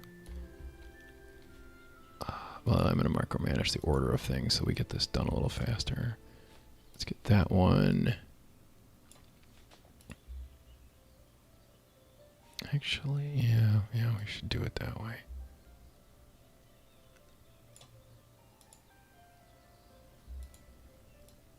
Yeah, I think I'll be happier with that.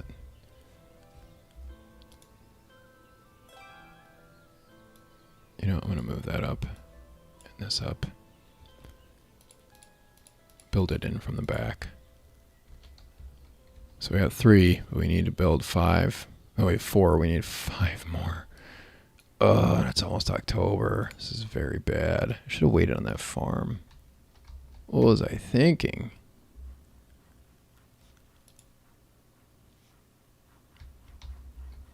And if I use the smithy, then... Oh, man. Yeah, I'm afraid I'm going to end up losing a family. As I got a late start. It's really, it can be pretty tight, the timing in general anyway, if you're not right on point. Getting this going, we'll see how it goes. I should have everything I need. I won't be short on thatch like I was. Viscosity is going to buy it for the animations alone. Yeah, you know, actually, I think it's on sale too. I want to say it's... Let me double check that. I think on Steam it's on sale. And there's not really a lot of workshops. I don't think there's any workshop mods or anything like that.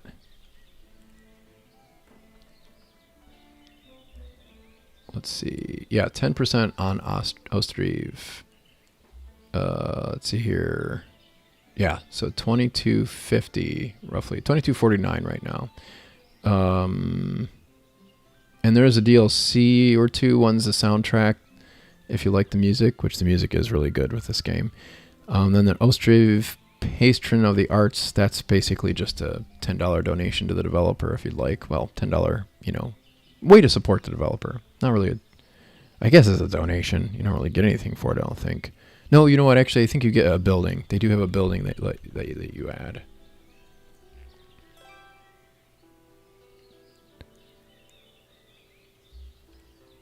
So there's just one building in there, I think. But that's not to say that they wouldn't add something more to that DLC. We'll see. Yeah, so you've got the apiaries. I think that's the right word for a beekeeper. So they're going to have their own honey. And I don't know what kind of bushes those are. Are they raspberries? I don't know. Not really sure. But it is pretty cool to see the houses go up. They actually build the houses. It's pretty slick. Please get these things done in the next month. Oh man, we're in trouble. Alright, so I am going to do one thing, and this might actually help my cause, is I'm going to build a bench or two so that then they don't have to go quite as far to go take a chill.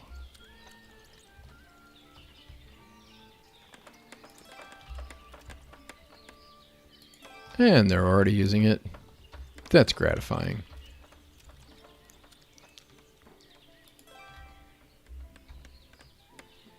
Build one over here by the farm, closer to the door.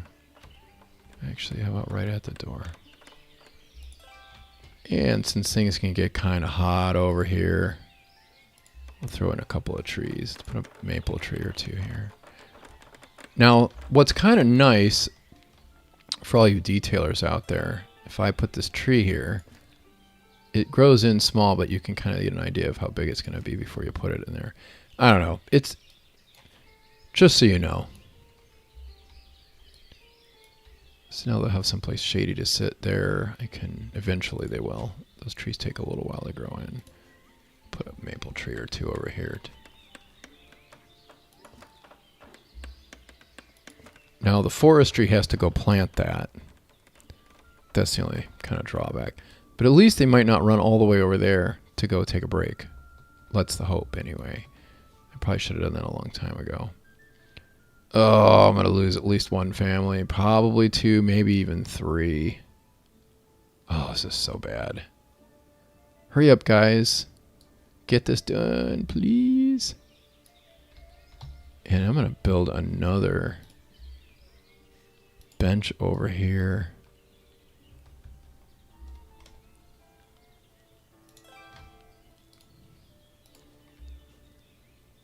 Throw in a maple tree or two. Make it shady for those hot summer days. And it's already December. This is really bad.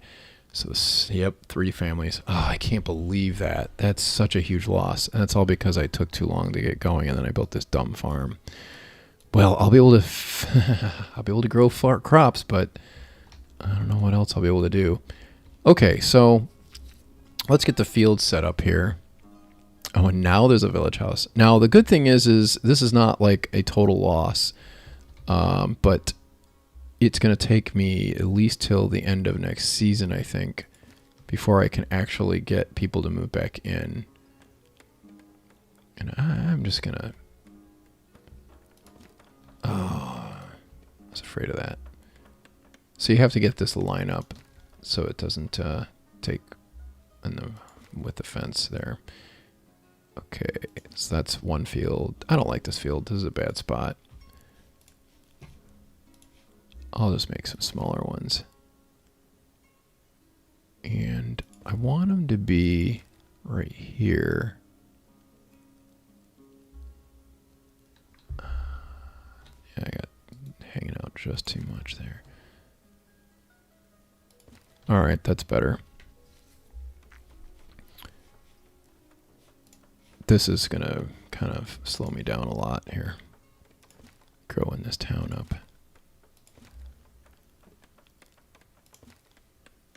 All right, so you want to activate the field, but you want to pick what crop you're going to grow. Wheat's nice, but you're going to need a flour mill to process it once you harvest it. So you don't want to only grow wheat. Potatoes are good as well. You don't have to do anything to process that. Build more village houses to attract more residences. Whoops, I just hit the wrong key. So let's see, did somebody move into this one? No, there's no market. And if I build a market, I don't know if anybody's going to move in because there won't be anything available at the market except for maybe firewood. Let's find out. Trade and transport, market stall. Yeah, I don't really have a great location figured out for this, but I will just plop it here and sort of try to make a town center out of it.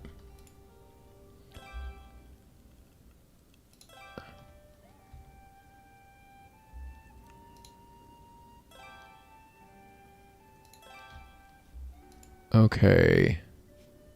So I can sell different things here. These are all different things I can sell. I'm going to put firewood in. And I have no idea if anybody's going to move into this. Not enough food for sale. Yep, I'm not going to be able to sell them any food because I don't have anything. Oh, man, that means I've got a lot less people to work with here. Like, as in the third of my town just moved out. And I'm going to have to wait for a long time before I can replace all those people. So, ruh-roh. Let's get that smithy built. And the other thing I need to build is a carpentry. And a carpentry is what I use to repair carts, wagons, and plows. I won't have plows until I have oxen. I don't want to build that there. I want to build it over here close to... in the neighborhood of wood and my blacksmith. So that'll be a decent spot. And that'll keep my carts maintained because these little lines, once they get all the way across, then that cart is out of commission. It means everything has to be done by hand. It takes a long time. Viscosity, no, to Nova Orbis. Oh, I didn't know the bench can be used for resting. Yeah, that's what the benches are for. Basically just makes it so everybody has a chance to sit down. I probably could have made it so they didn't have to run all the way to the middle of the camp to sit down. The smithy, let's get a worker. I don't know if I have to have more than one going on in here or not. I don't have enough workers for a lot of things here now. Let those guys go. I need firewood though, or my guys are gonna all move out because there won't be any firewood to keep warm.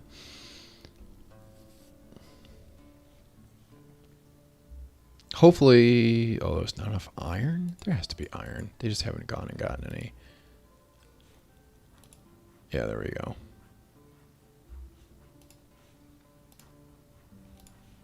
And I'm going to let them move it by labor, by hands or cart. That'll make it so the ladies can go grab the iron and cart that over there so he can just keep working. have repairs. And I probably should be able to get a worker in here. Whoops. It'll only hire men. But laborers, yeah, that would be fine. I don't have enough workers at the... I might need to fire one over here at 3, 4. Yeah, I need to fire another construction builder. Hopefully this will make it. Yeah, okay, I got enough there. I don't know why nothing's happening with the carpentry. Oh no. I really was hoping I wouldn't lose so many people. All right, let's put more fields in here.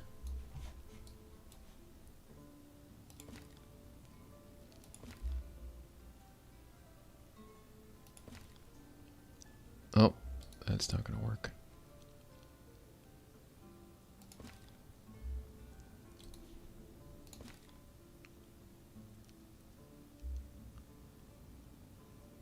That ought to do.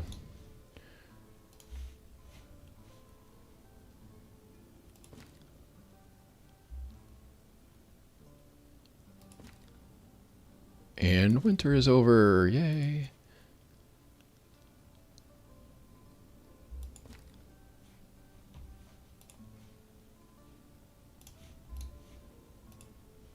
Let's do buckwheat. Now they'll go out and plant crops.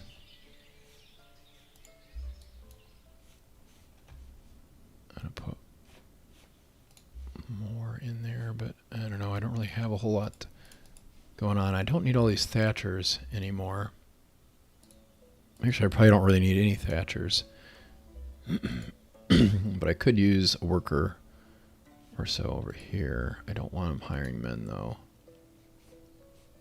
because I need them available to build carpenter. Well, carpenter, that's another name that you'll see. Mason. Bricklayer, basically. I do not have enough guys. Oh, that's right. The mayor takes a slot. So that's 3, 4, 5, 6. Oh. Really? Well, I've got nails. I got metal parts. I'm not going to have carts for much longer, though. Okay, you're fired. Now go work at the carpentry.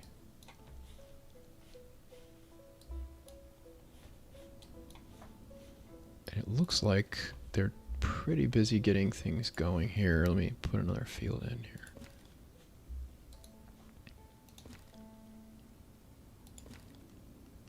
And we can take these away if we need to. Oh, what do I want to? What do I want here?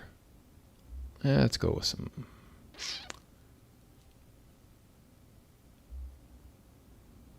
Let's go with more buckwheat. No, potatoes. Potatoes. Let's do potatoes. All those houses and nobody living in it. That whole street is empty. Woe is me.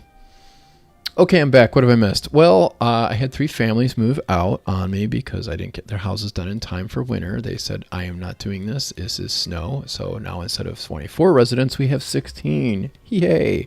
I'm a success. And I probably could build a well over here. Give my builders something to do. Water, water, water. Here we go. I don't want to build it out of stone because that would kind of be useless. I might as well build that by the market. Why not?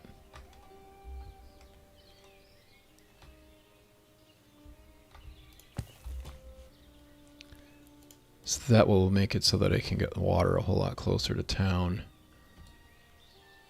I could probably build some storage. Hey, at least then I'd be able to sell some food maybe. Probably not very much though.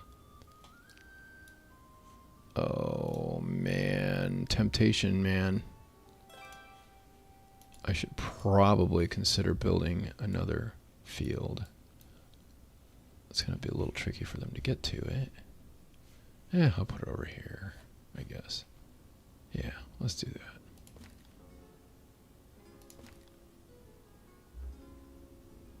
I won't make it a really ridiculously big one. And we'll make it more, do more buckwheat. Keep them busy. That's what we got to do. 2 guys there. I got a guy there. Okay, good. Fix these carts.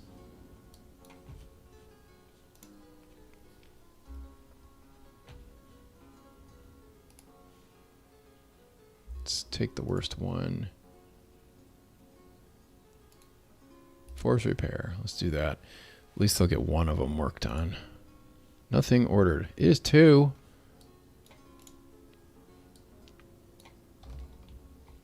Alright, so let's build. You know what? Let's can these guys once they get that. Oh, they got the well done. Okay, good. Alright, so we're going to have them work in the smithy. Yeah, I don't need them there.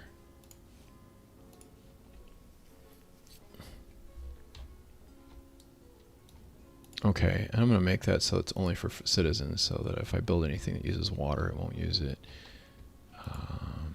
That one's already full. I will probably end up demolishing that one. Hey, what do you know? That's great. Okay, cool. Let's get another one built. Force repair on another one. I'm really going to need a cart over here too. Really a good idea to have one by the farm. So trade and transport, cart parking.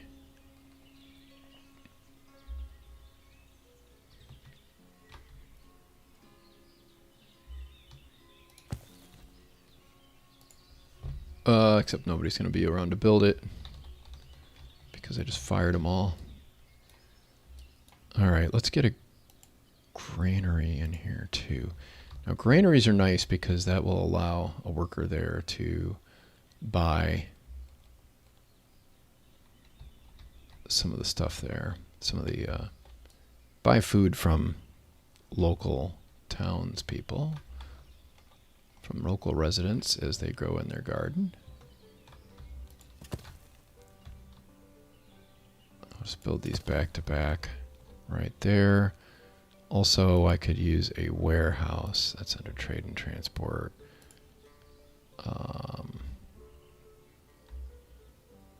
And I'm going to put that over here, close to the carpentry and the smithy and whatnot.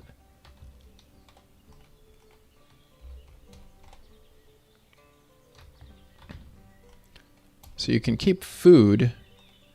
Whoops. I'm holding down the wrong key. I think I'm holding down the wrong key. I am. Here we go.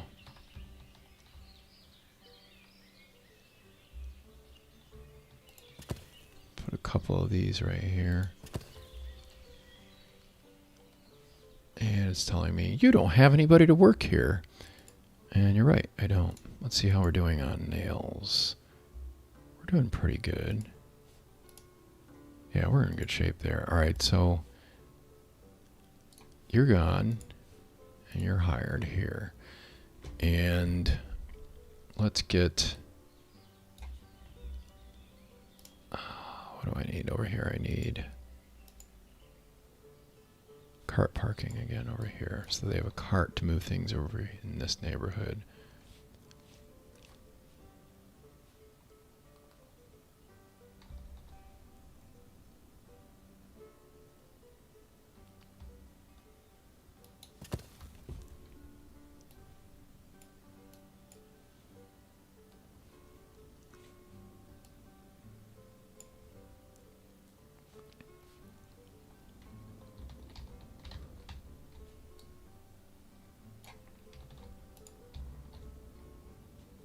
Lots of thatch. Our fields are done well. Okay, great. So we've got cart parking. Now let's get some carts over to it. Where did I put that car parking? All over by the farm, that's right. And these will eventually get moved over there. I'll leave that one up there. And I'm going to order a new cart. Sometimes it takes a little while for those guys to get moved. It just depends on the availability. And then you see the cart order show up in there, and then they'll bring it out. Now we have 3 carts over there. That's pretty cool. Might as well build one over here. Maybe 2 of them. Let's see here. I'm GubDM. I'm interested in the game, but could you mention now how on the brink of destruction your town is while you play? I want a chill city builder, not a stressful one where everyone is dying all the time. People won't die in this game. They'll just move out. Which is sort of like Workers and Resources Soviet Republic, except for that you can actually just not heat them, and then they will actually die because maybe you have a power outage or your heating plant crapped out or something like that, or bus got stuck. Yeah, so this is actually pretty chill. I won't say this is very stressful. There's not like a lot of 911s. Workers and Resources Soviet Republic, that can happen a little bit more often. Conscript David, man, I can't wait for Manor Lords to come out. I have to check that one out. The elf says most of the time it can be peaceful if you don't make too many mistakes, but it can keep you busy. Yeah, this is actually a lot slower part of the game. It gets, you know, I won't ever say that it really ever gets to a breakneck pace. And you can automate a lot of things that are not as automated as you'd like maybe early on, but you have more time for micromanagement early on too. Conscript David, well, sadly, it's late again. Time zones, yeah. So I'll rewatch this tomorrow like I did with the Workers and Resources Soviet Republic stream. Okay, great. Thanks for the entertainment, Lee. Thank you for coming, David. I really appreciate it. It's always wonderful to have you here.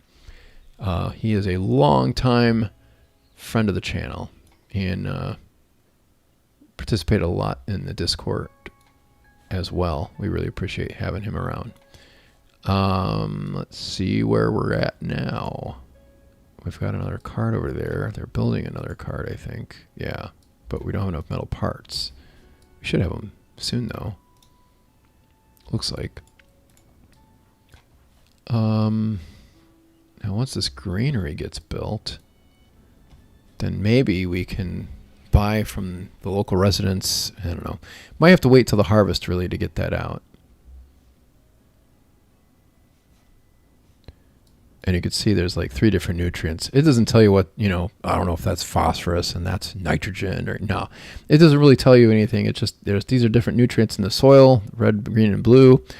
And certain crops like buckwheat uses more, you know, green and more blue. Wheat, on the other hand, it uses red and green. Potatoes, same thing, red and, well, this is buckwheat again. Potatoes are red and green, but not as much green as red. And you rotate those each year, and you know you get more maximum benefit out of your fields. Hola Gringo says, I'm off as well, Lee. Time for bed. Have fun with the stream, and maybe catch you next time. All right. Hey, thanks for coming. Thanks for contributing to the chat. Really love that. The elf says it's 11 p.m. here, midnight in home of Ostriv. Well, it is almost 5 o'clock here, here in the Eastern time zone. We are on standard time, and I think we finally had the longest, well, no, shortest day of the year, longest night of the year. So that means it's going to get brighter from here. I think we're like at 42 degrees latitude here in Cleveland. So we get probably about 16-hour nights right now, but we get 16-hour days in the summer, so that's kind of cool. I could be a little off on my math there. I can't remember. Maybe it's more like 15 hours. I think maybe it's 15 hours. I can't remember. So it's getting close to harvest time, though. Oh, hey, they're already harvesting. That's kind of fun to watch, too. I'll leave it on. I don't know if that's double speed or 5 times speed. So everybody shows up over here to go get some stuff. Like here, she's gathering up the potatoes. Now what they do is they don't bring it directly in, what they're going to do is maybe dig up the plants, put them in a basket, put the what they're harvesting in the basket, and at some point, or they'll shock the wheat, as you can see there. They'll stack that. And then what'll happen is as they go in, they might grab one of those baskets, or they'll grab one of the wheat shocks and bring it in. And the other thing you have to do inside here is you have to thresh the wheat and the buckwheat and some of the other crops. I think flax is another one you have to thresh. So you've got raw, unthreshed wheat, unthreshed buckwheat, and then it gets threshed, and then you've got, just the regular old grain. Potatoes obviously are really easy. You just bring them in. So the object of this is you want to harvest everything before it rots in the field, and it will do that once the snow starts flying.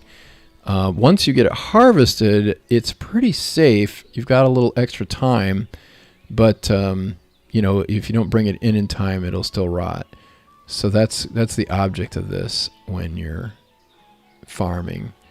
Over here, I don't know if they've started these fields. Yeah, they have. That one's gotten started, and this one's starting just now. You'll see her go through and cut down the wheat, and you'll start seeing stacks of wheat. Yeah, there's one right there. And when you prioritize gathering, that means that they're going to go out there and gather what they've already harvested. So like if you're in a real hurry, like your town is dying or your animals are dying, I guess that's kind of stressful. But that doesn't happen very frequently. Usually you're like, oh, I'm going to make sure this never happens again. And you don't have a problem with that ever again, if at least for a while. So, everybody's, if you need them to bring it in quick, like you just saw there, that lady, she grabbed one or two of those stacks of wheat. She's grabbing 2 of them, but she can't carry all of the ones that she harvested in. So you're just going to end up with a few hanging back here, and they're just going to go back and pick them up. But that's fine. That's actually really just fine. Okay, so now what we can do is sell potatoes and buckwheat, I think, over here. And that might actually attract us some more workers. No men, just women.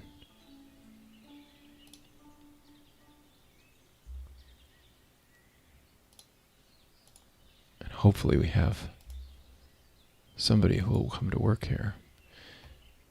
And the way you can tell if this... Oh, hey, here's another thing we can do here. Okay, so each of these houses, if you click on them, you see you got all this stuff here.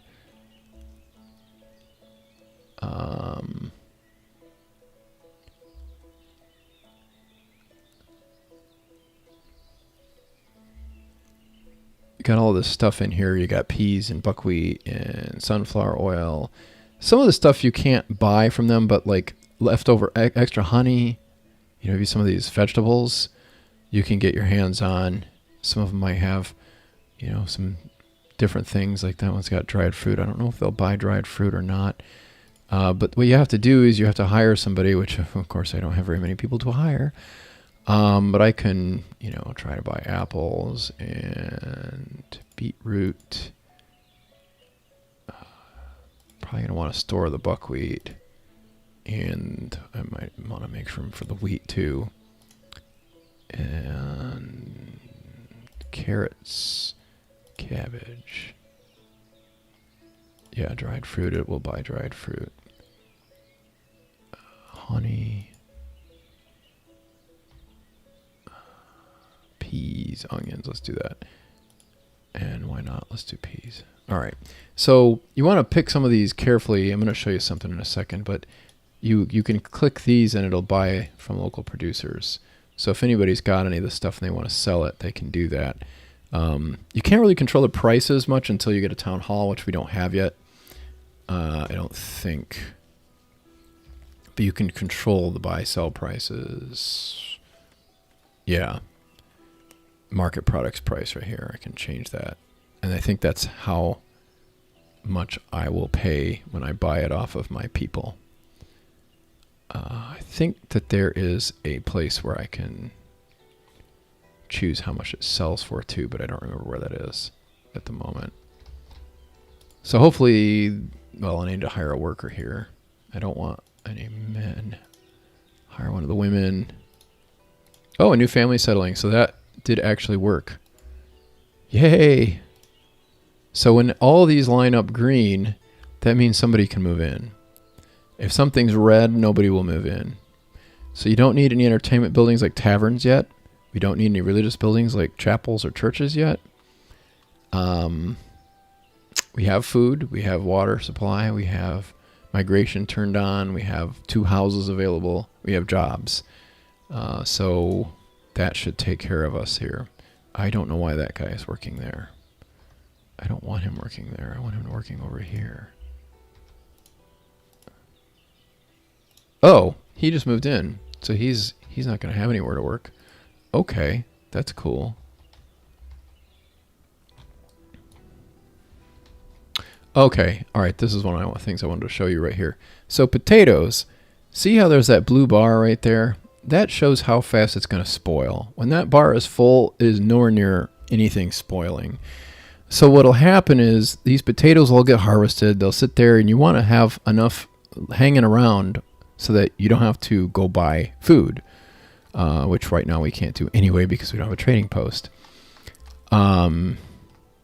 So when this runs out, then that stuff will spoil. So you want to make sure you consume it or sell it before it expires, basically. Once it expires, well, then you lose it. It's gone. It's into the ether.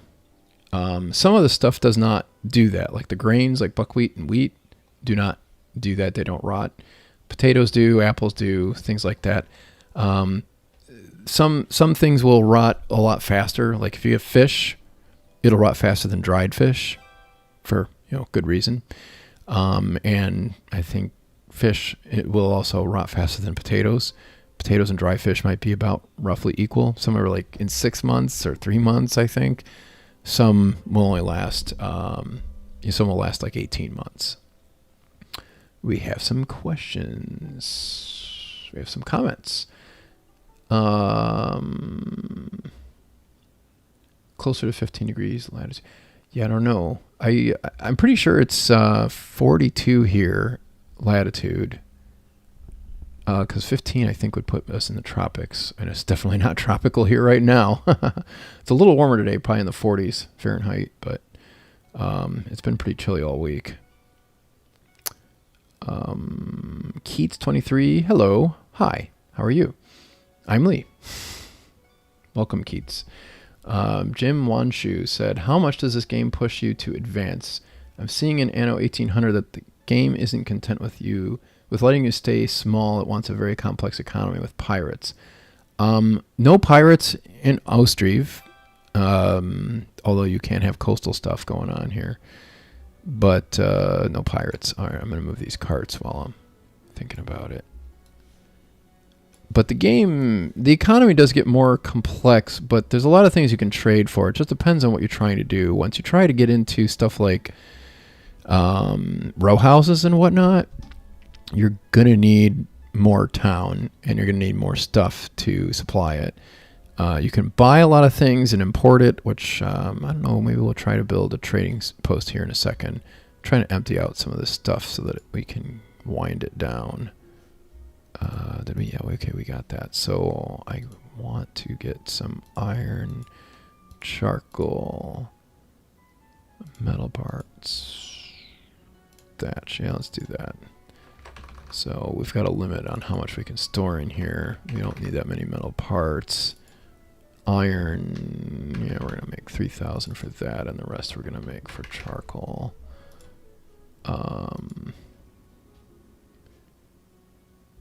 I'm just going to hire a woman to work in there.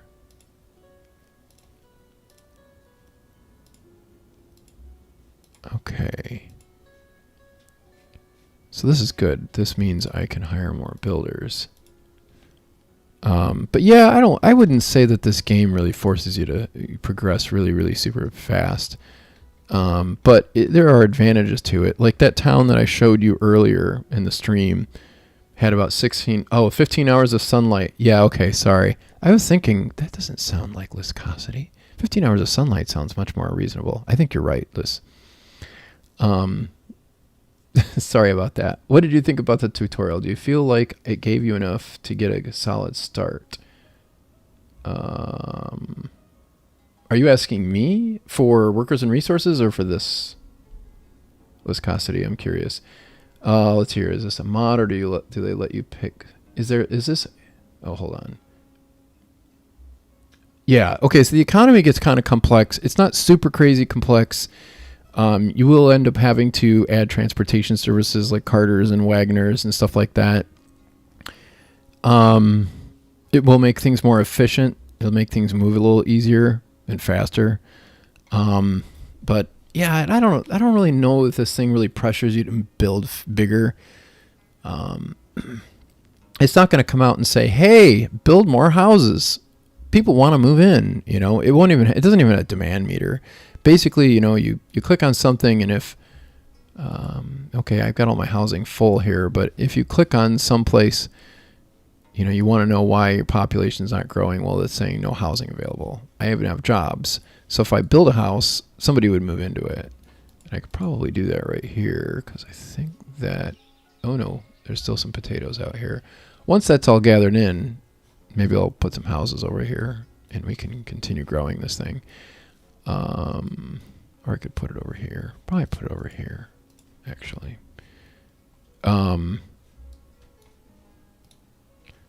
And some of the stuff is going to get moved over here to this greenery, which hasn't happened yet because I didn't make any room for anything. Well, that was a mistake.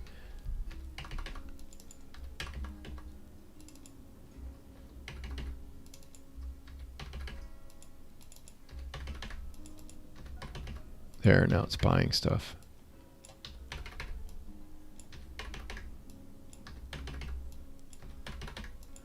All right, so I'm going to end up running out of iron here soon enough. Oh, it looks like my warehouse is gone now. Everything's moved over here. So I'm almost out of iron. That's not good. I need to be able to trade for that. So that means I need to take every last thing. Oh, man. I hope I have enough nails. Oh, yeah. I really want you to stop building that now. Stop. Don't build that. Don't build this either. We're not building any more things unless they're trading posts because I don't have enough nails or iron to make more nails. I've got a little bit of iron. I'm going to need that for trading posts. Okay, so we're going to build a trading post here. We desperately need it. I like to put this thing in the center of town but close to where all my stuff is. Oh, I need to move this thing. That's going to be in the way. So we're going to demolish that and we're going to build another one. Let's get another spot for a clay pit. We got some room over here. Let's just throw it right there. So they took that clay pit out. Now I can build a trading post, which will allow me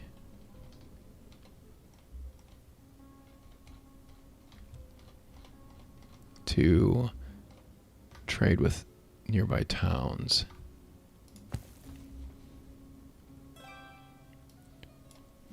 You don't want to wait too long to build one of these because if you do, then you won't have any nails. I need 400 nails. Wood's never a problem, but nails can be because I only have a limited amount of iron. And I need more charcoal over there going. I'm going to tell it to stop making metal parts because I don't want it to. And yeah, so I've got 294 iron. 464. So I probably have enough to make all the nails I need, but I just want to be safe and not overdo it.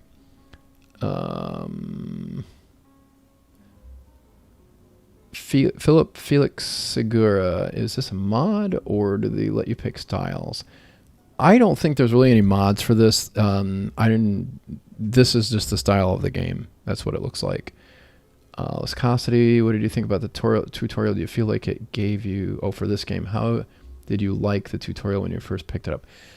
I don't remember if there is a tutorial, honestly, but there are prompts like you can see right here. Build the town hall to gain more control over your economy, build more village houses to attract new citizens, set migration status for other requirement, or see migration status for other requirements, like, you know, having food available and stuff like that in jobs.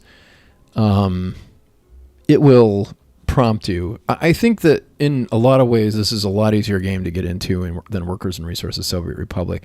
They don't spell everything out, but they've started putting online help. Like you get these little question mark things here. They'll tell how a smithy works. And it's actually fairly detailed. It's not bad.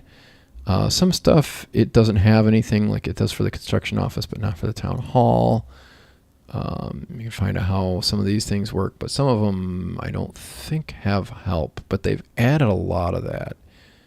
And yeah, okay, stone mining camp doesn't explain that one, or weaver's workshop. But some of these things actually make a lot of sense once you build them. You're like, oh, so that's what I need. So it does explain things fairly well as you go through. So I wouldn't say that this is a hard game to understand. It is sometimes complex to figure out the logistics and get that moving in a way that really makes things hum. But I would say that it's pretty easy to pick up. It does have a lot of depth to it, though. The more you expand your economy, the more you're going to find that, you know, there's going to be some depth there.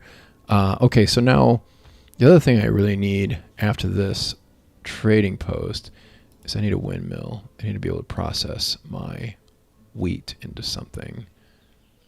And I like to put these on a hill because it just looks cool. And because that's where they would have put them back in the day, I think, because it would have caught more wind. So I'm going to put it over here on this hill, on this peninsula. It's going to be a little bit of a hike to get out here. But that will actually let me show you something else that's kind of cool about this game. Put that up higher in the priority list. But I need to get some guys working on flour over here. And I think, did they pick up all the potatoes yet? It looks like it. It looks like they've got everything harvested. I probably could have grown more stuff. But I should be in pretty good shape. Alright, so I got rid of those 2 fields. I'm going to put a couple houses over here. Do more village houses here. And we'll hit F1.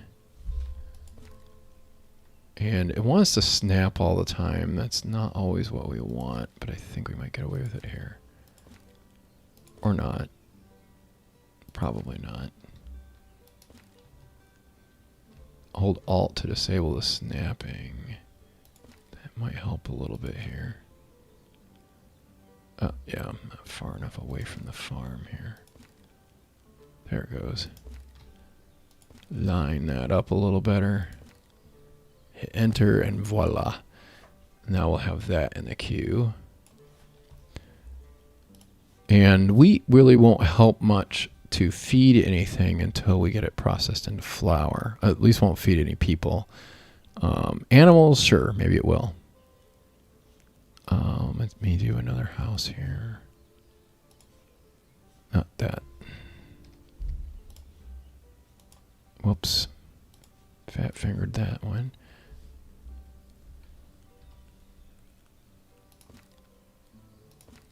Let's try to line this up a little bit here.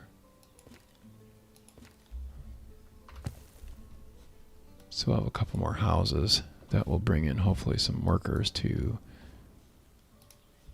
take care of our flour mill once we get that going, our windmill. What other things could we sell here? Is there anything? Not really. So a couple other things that you're going to want to work on pretty quick early on is you want to make sure that you don't wait too long to get good shoes or clothes or warm clothes for your people, because let's find a person, we'll click on them and I'll show you what happens with these guys. Their stuff wears out. Like this guy's got clothes quality 2 out of 5, warm clothes 2 out of 5, shoes 2 out of 5. Some of these guys might have just moved in though, and they might be in better shape. Like this little lady, she is 3 out of 5 for her clothes and shoes, but warm clothes 2 out of 5. And it's winter, so she's going to be a little chilly. Poor girl. So you want to supply that in the market, and the only way you're going to be able to do that is if you trade for it. Now, why isn't this getting built?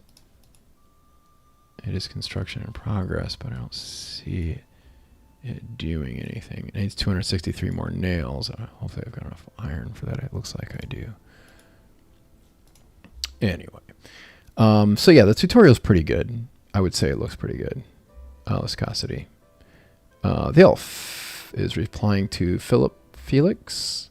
Lee plays Ostriv this time, and it is the normal look of Ostriv. It is a Ukrainian game. Yes, that is true. And there are some things that you'll be like, what is that? That's probably because they only have it in Ukraine or the parts of Eastern Europe, but we don't really have it here. It is a thing that we might have something similar to, but, you know, or we might have a different name for it, or they might use a different name for it, a word for it, I should say. The elf says this game is still in alpha, so probably we can't see a full tutorial yet. Sadly, development got slower than when Russia invaded Ukraine. Yes, that has definitely slowed down development.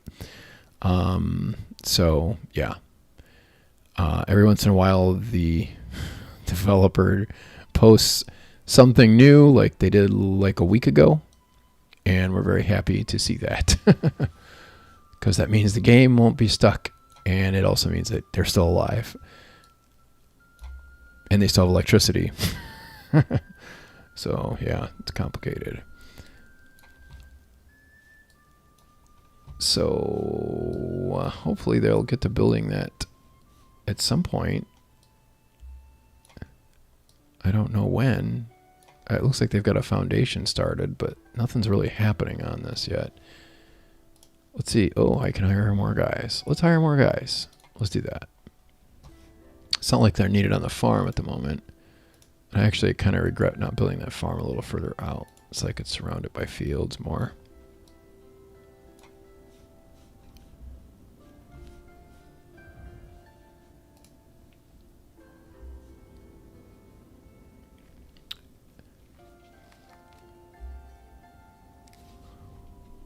In the winter, it looks pretty realistic, I think. I mean, the snow stays on the roofs, doesn't stick to things it shouldn't.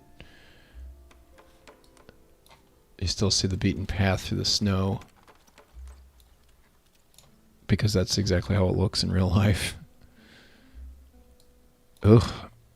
It's got to be chilly hanging out there, and they probably don't have very warm clothes. Oh, she's got good clothes. She probably moved in recently.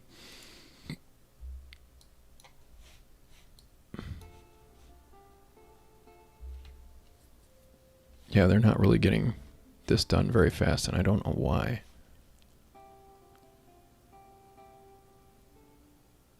Probably because they have to supply so much of the construction stuff themselves. It does look like they do have to gather quite a bit more.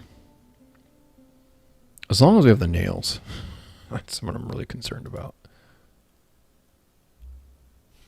I don't have nails. Right there. Let's do this. That might be part of my issue, is I don't have any place to store anything once I use it. Get it going here. Once I get this thing built, then I can start trading for things like iron, so I can continue making nails and metal parts. I can also use it to trade for food and other stuff like that. Come on, boys. Let's get this thing on the road. Actually, I can just speed this up like that. And actually, I don't want it to go too fast because I need to add some fields here. I might rearrange the ones I already have. Now, I don't think there's any way to really cheese the fields. One would think that maybe that's a possibility, but I don't really think I've ever had that work. Because you'd think, oh, well, hey, I'll just... a little further. I'll just delete the field and then recreate it, and then I'll be able to do whatever I want. It doesn't really work that way. So that's kind of cool. All right, so I can rotate. I'm going to rotate something in that's going to use more of that blue. So let's do buckwheat. That's going to limit my possibilities here, though, a little bit. No, I think it'll be fine. It's going to be close. Yeah, let's do buckwheat.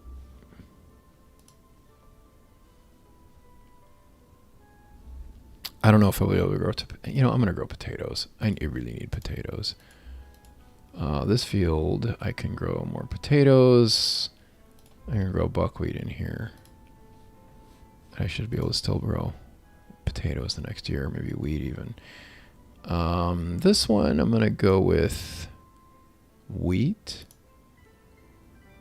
I should be able to grow potatoes the next year, maybe even flax. I need that one to be active. So I've got wheat, 2 wheats and potato. Buckwheat here. Yeah, I did do that right? I think so. Okay. I could use another big field or two. You're gonna have to add more farms as we add more population. I wouldn't say that it's that easy to get caught in a 911 situation where you're in emergency and you're really worried about how everybody's going to survive or whatnot. I don't think it's that easy to cause yourself that much trouble. Yeah, one other potato field here. And we'll add one more field here.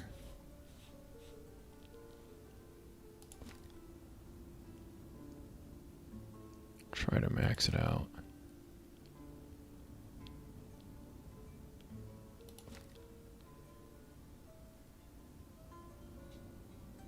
It's kind of tricky to do that. Yeah, there we go. That's almost max size. If it was more square shaped, it'd probably be better.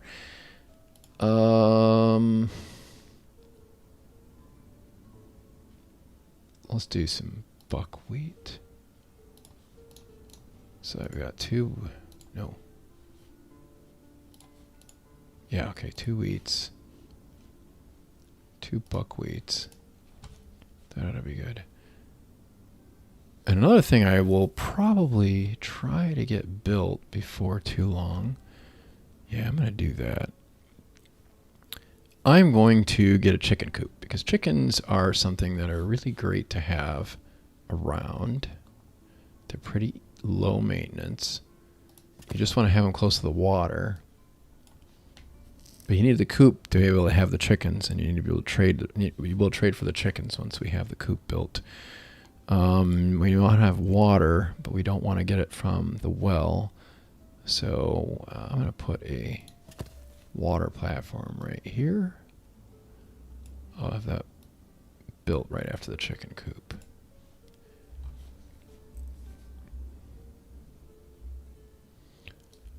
And then we'll make this thing go a little faster here again.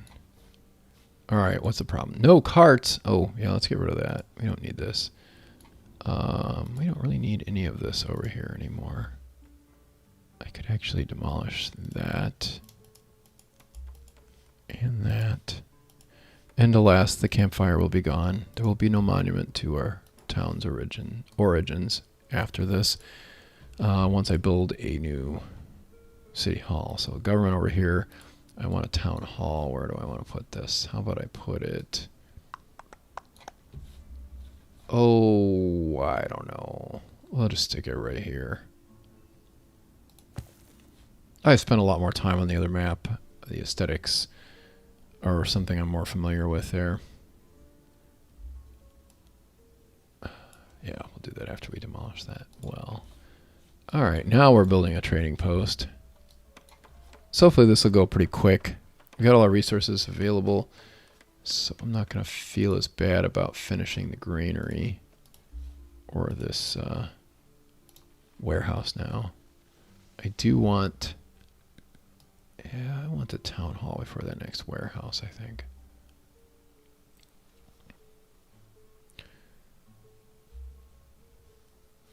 And the granary will help with the chicken coop.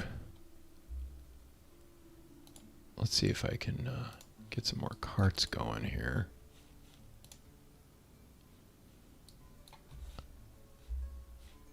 It's a good idea to have plenty of carts. There have been times in this game where I get further along and I realize that all my carts are worn out and my carpentry just cannot fix them fast enough. They get worn out too fast. Sometimes I need to add another carpentry, but usually I just need to add more carts. But sometimes you do need to add a carpentry. The elf. Do you have enough empty houses for new people migrating to your town? No, I do not. I need a trading post. And that will make it a lot easier for me to take care of that.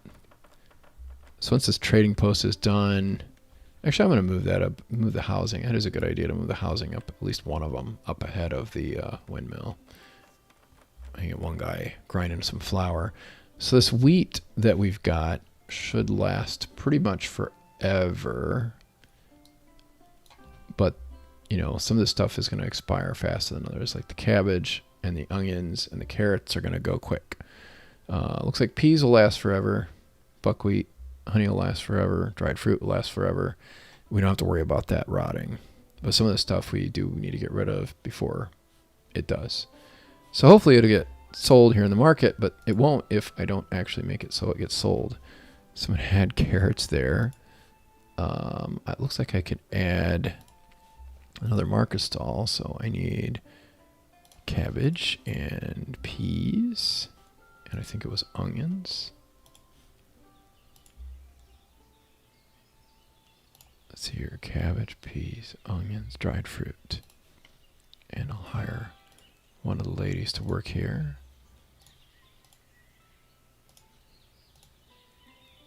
Dried fruit. So now I'll be able to add some food variety. Oh, and the trading post is finished. Yay! And I believe we need to get... I can't remember if I need a worker or a manager over here.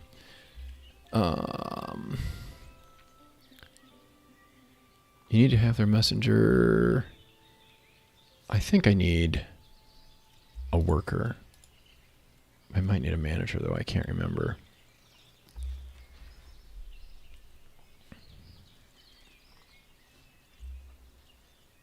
Yeah, we'll add a manager just for kicks. I can't remember if I need that or not to get traders to show up. So now what'll happen is I can go to the world map and I can see my neighbors. So I've got 4 different towns I can trade with. Well, 3 with this. Nope. Yeah, 3. Okay, there's 5 towns total I can trade with. This is our city. I can trade with Marifa, Barvinkovi, Derkachi, Balaclea, and Panutine. I don't know. They're not English. The blue ones are only connected by river or sea. So I have to have a river trading post or a water trading post or something like that. I don't have that. So I'm only going to be able to trade with these 3 towns that are connected by road. And if I try to trade with them, then I have to send a messenger at my own cost. The closer they are, the less they cost to go see. Trading dock, that's what they call it. Okay, so I should be able to receive them. If they send them to me, I can still trade, just like if I sent them a messenger. It's just, except I don't have to pay for it. I'm cheap. I don't like to pay for it unless I really need it. If I need something, then I will send it to the city that has the stuff that I need. Like one city will only be the only one that has iron ore or iron. Some cities will be the only ones that have certain animals that they will sell you, different things like that. So you have to kind of pay attention to some of that. Okay, so we should have something. I'm not going to really have a whole lot to export that I didn't farm. But some of the stuff will be valuable, like the potatoes. I should probably try to move some of the potatoes into export stock. So I'm going to end up overwhelmed with them, and they will spoil, and I don't want that. So what'll happen is it'll move some of that stuff over there. I should get a new family pretty quick here. The buckwheat I could probably sell too, but I kind of want to feed that to the chickens. I probably should prioritize the chicken coop a little higher than I did here. I really need to get that windmill though too. It's getting close. I probably should get the thatchery going here. Yeah, I need the thatchery. At least get one of the ladies out there. We got a new family. Yeah. So we're not in too bad a shape.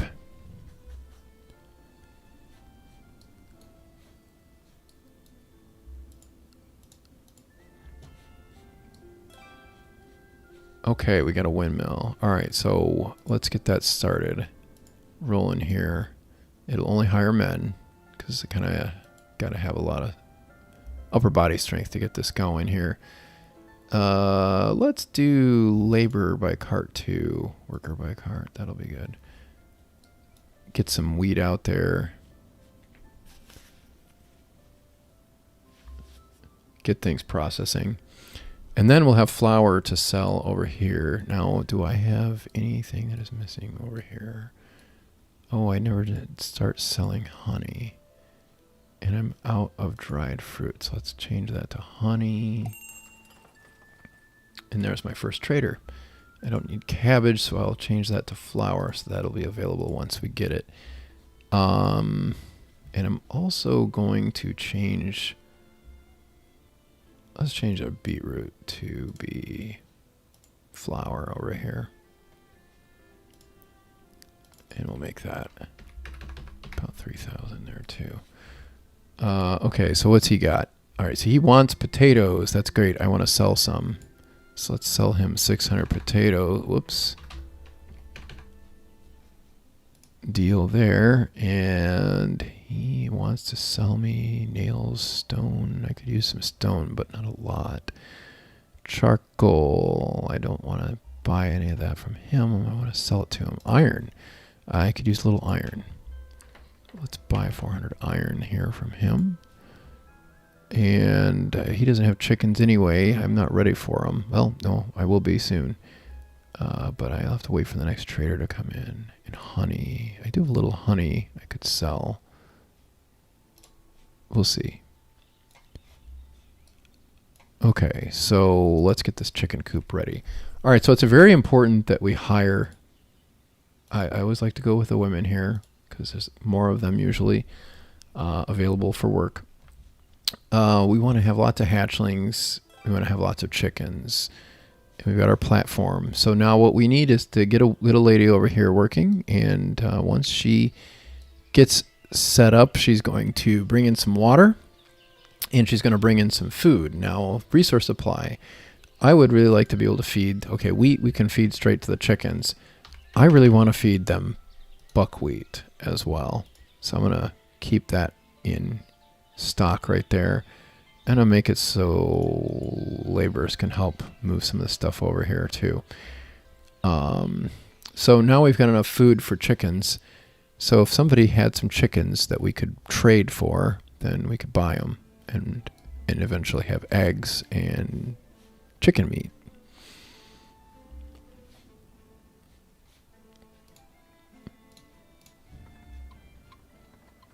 She's out there going and getting more of the stuff there. We might have a laborer help too. Let's see how the guys are doing. I don't see this thing moving. We don't have any boys to work it. That's okay. We can fire somebody from being a construction worker. And then that'll get that going a little bit, hopefully. Make sure we're not trying to absorb the labor somewhere else. Yeah, okay, we've got a guy there. I don't remember I don't think I need 2 guys. Some places you need a certain number of people, like the forestry, you need 2 men. I don't think that this needs 2. I think 1 will do it. But you can add more, and I think it increases the productivity. But I don't really know a lot about how all that works. I haven't paid rapt attention to it to check. Hey, did we get all this planted?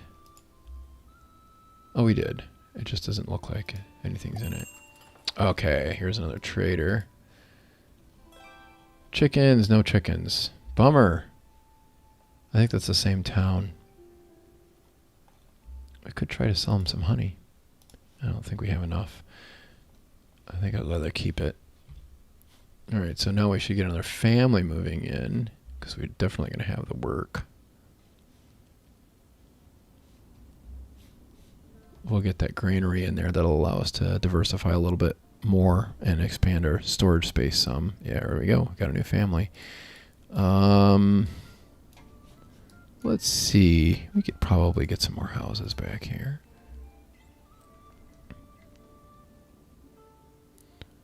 I'm just going to keep with the grid.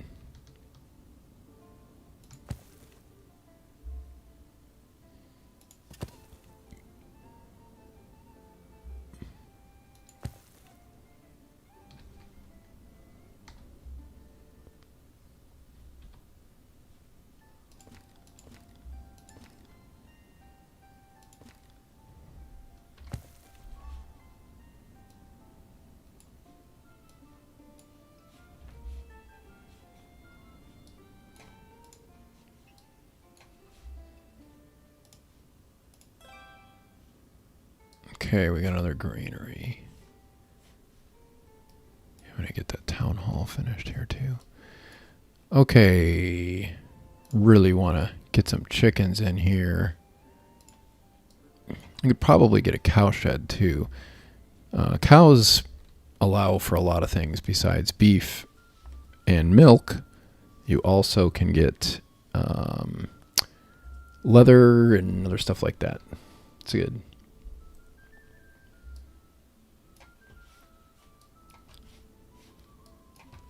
We're just going to try to get some chickens in here.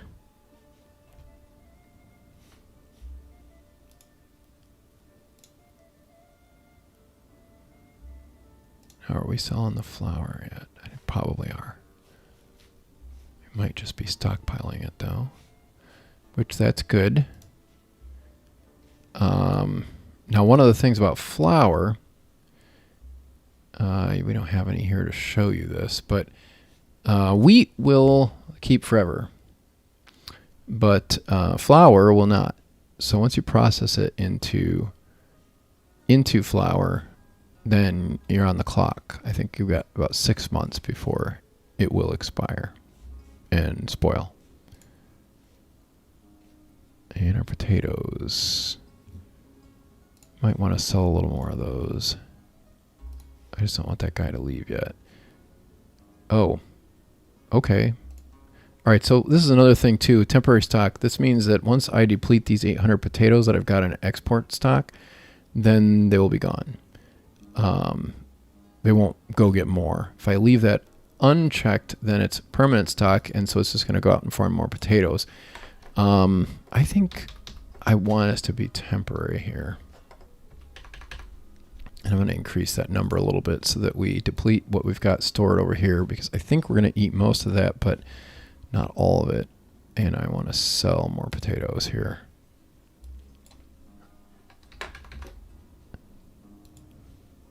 Do they have anything else I want? Not really. Nothing I need desperately right now. Now, do I have iron? I don't think I've gotten the iron yet from them. They might have even picked up my potatoes, so I might be out of potatoes after this. I don't know. I don't think I'll be out of potatoes. I could be wrong.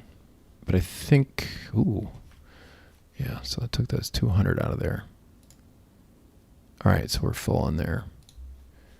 I just basically want to get rid of this so that I don't have to worry about it expiring over the next year.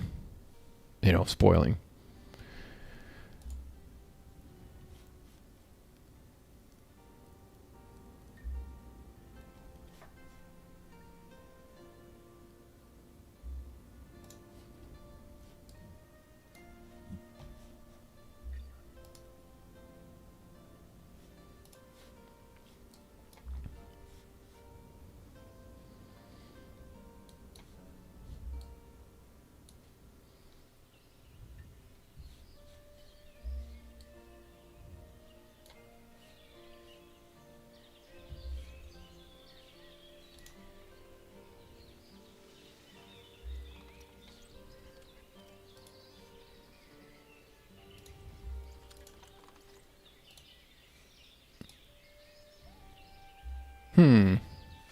I must not have sold everything that was in the export stock. That's fine. Should be just fine.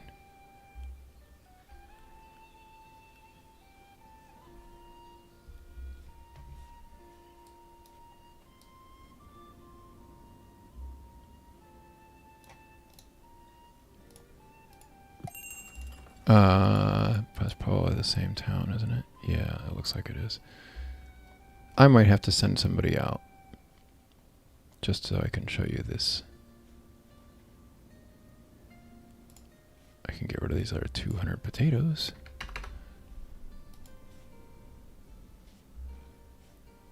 Okay, so let's open the world map up here. World map. I can't remember which town it is that has. That's expensive. Send it to Zarkachi. Hopefully they will have some of the stuff I need. Now, one of the things you want to pay attention to is the fertility level of your soil. I don't know why. Is this just not growing in all the way? It seems patchy. Well, anyway, you'll get much more patchy fields. You really reduce yield if you completely deplete any of these nutrients before the end of the season. So like when you pick to put potatoes in here, which by the way, I don't think it ever sowed that. Or maybe it already no, I don't know what happened. It looks like they didn't sow those. That's a bummer. Anyway, once it's done, once it grow, when you put this stuff in, like say, wheat needs to be 50 and 60, I think it is 50 red and 60 green. What will happen is it will deplete by that much. So if you've got, 50-50, you will get a much lower wheat crop than if you had 50-60 or above on these two. So it's always important to pay attention to that. Now my messenger has arrived. Do they have chickens? No. Are you serious? I should have sent it to the other town. They do have iron ore. They have salt. They have horses and pigs. I need chickens.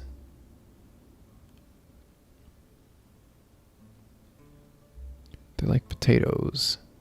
They want apples and honey, and I don't think I really have anything I can... Oh, they have charcoal. They like charcoal. Yeah, we're going to sell them all the charcoal we can here. Okay. They want 65.57. I have over 16,000 in stock. I've paused it because I need to get this. I like to keep charcoal in permanent supply over here. We're going to put 4,000 in there. And hopefully it will replenish as it gets used. Okay, so that's handy. Let's send another messenger. Let's go to Marifa. 95. Thankfully, I have money at the moment. I need to get my town hall built here so that I can control my economy a little bit more. I really, really want chickens. The town takes on a different feel once you start getting animals in. You're not just farming, you're raising cattle and chickens and pigs and sheep, and it's glorious.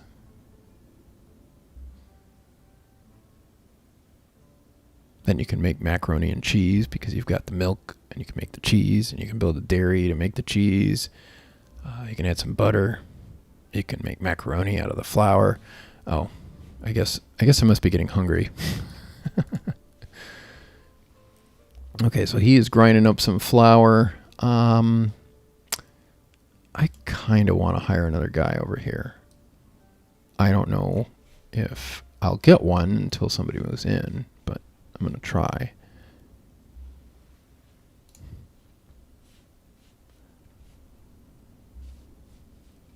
Let's check that world map and see how... Oh, our guy is almost there. Our messenger is on the way. And now...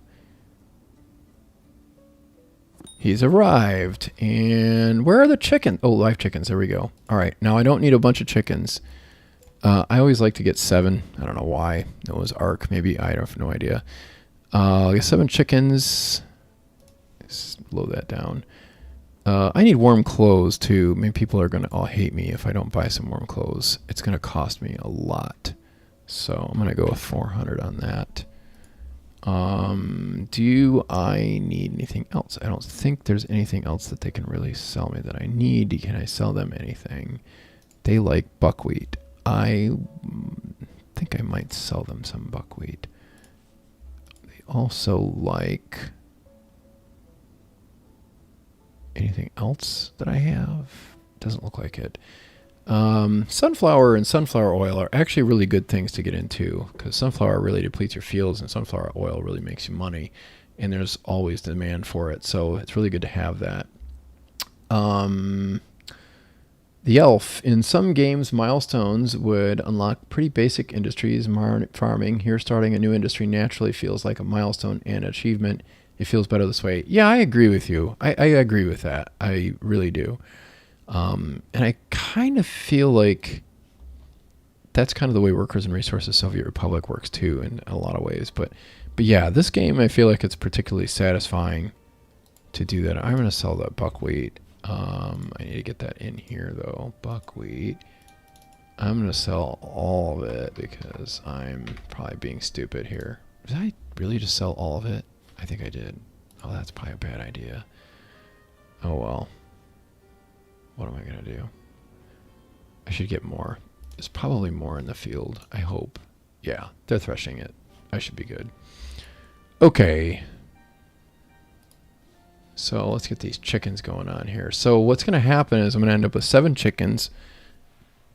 And those 7 chickens are going to start laying eggs. And since I've got my hatchlings limit at 30, that's good, because then it's good because I'll get more chickens and I'll get them faster.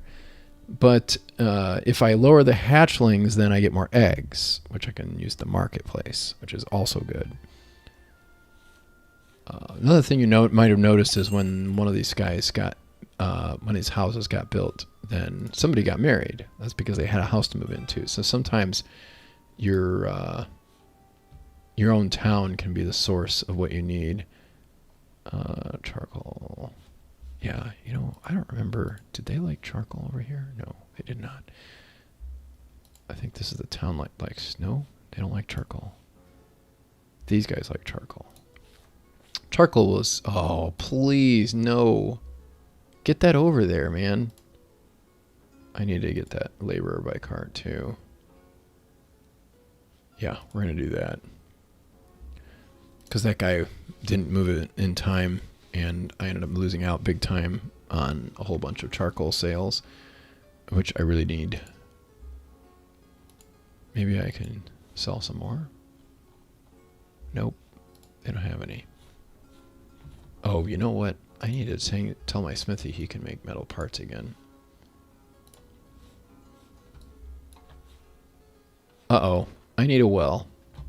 Well. Alright, let's get another well over here.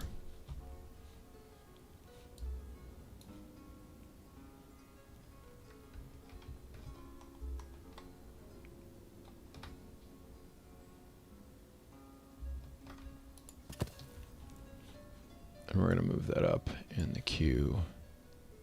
Oh, come on. Fill that up, baby.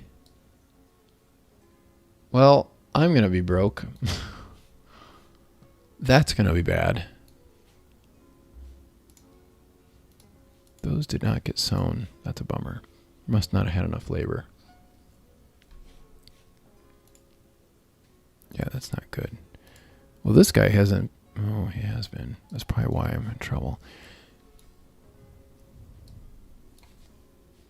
Hey, and I've got chickens.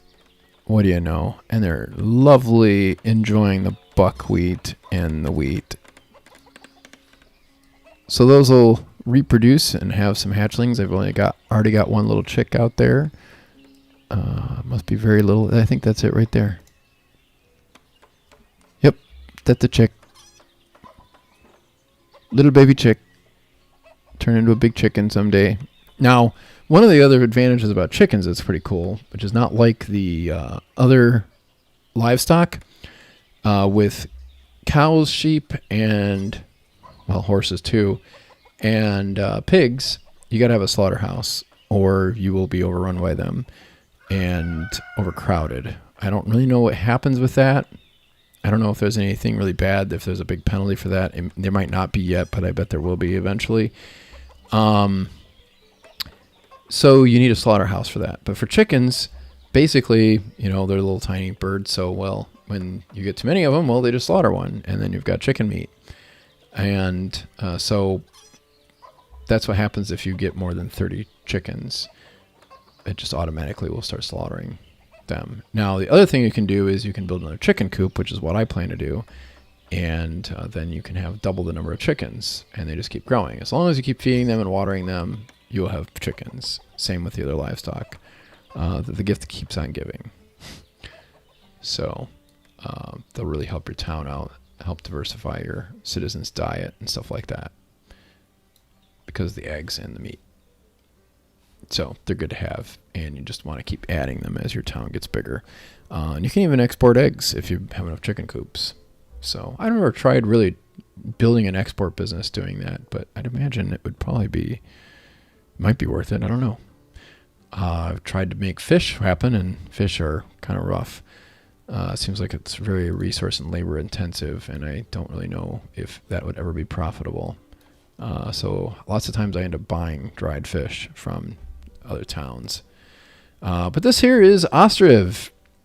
So hopefully you enjoyed this. If you have any questions, if you have any comments, any thoughts, I would love to hear them.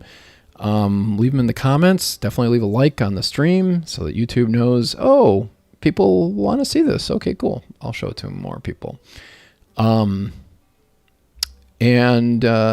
Yeah, so if you have any questions, please leave them in there.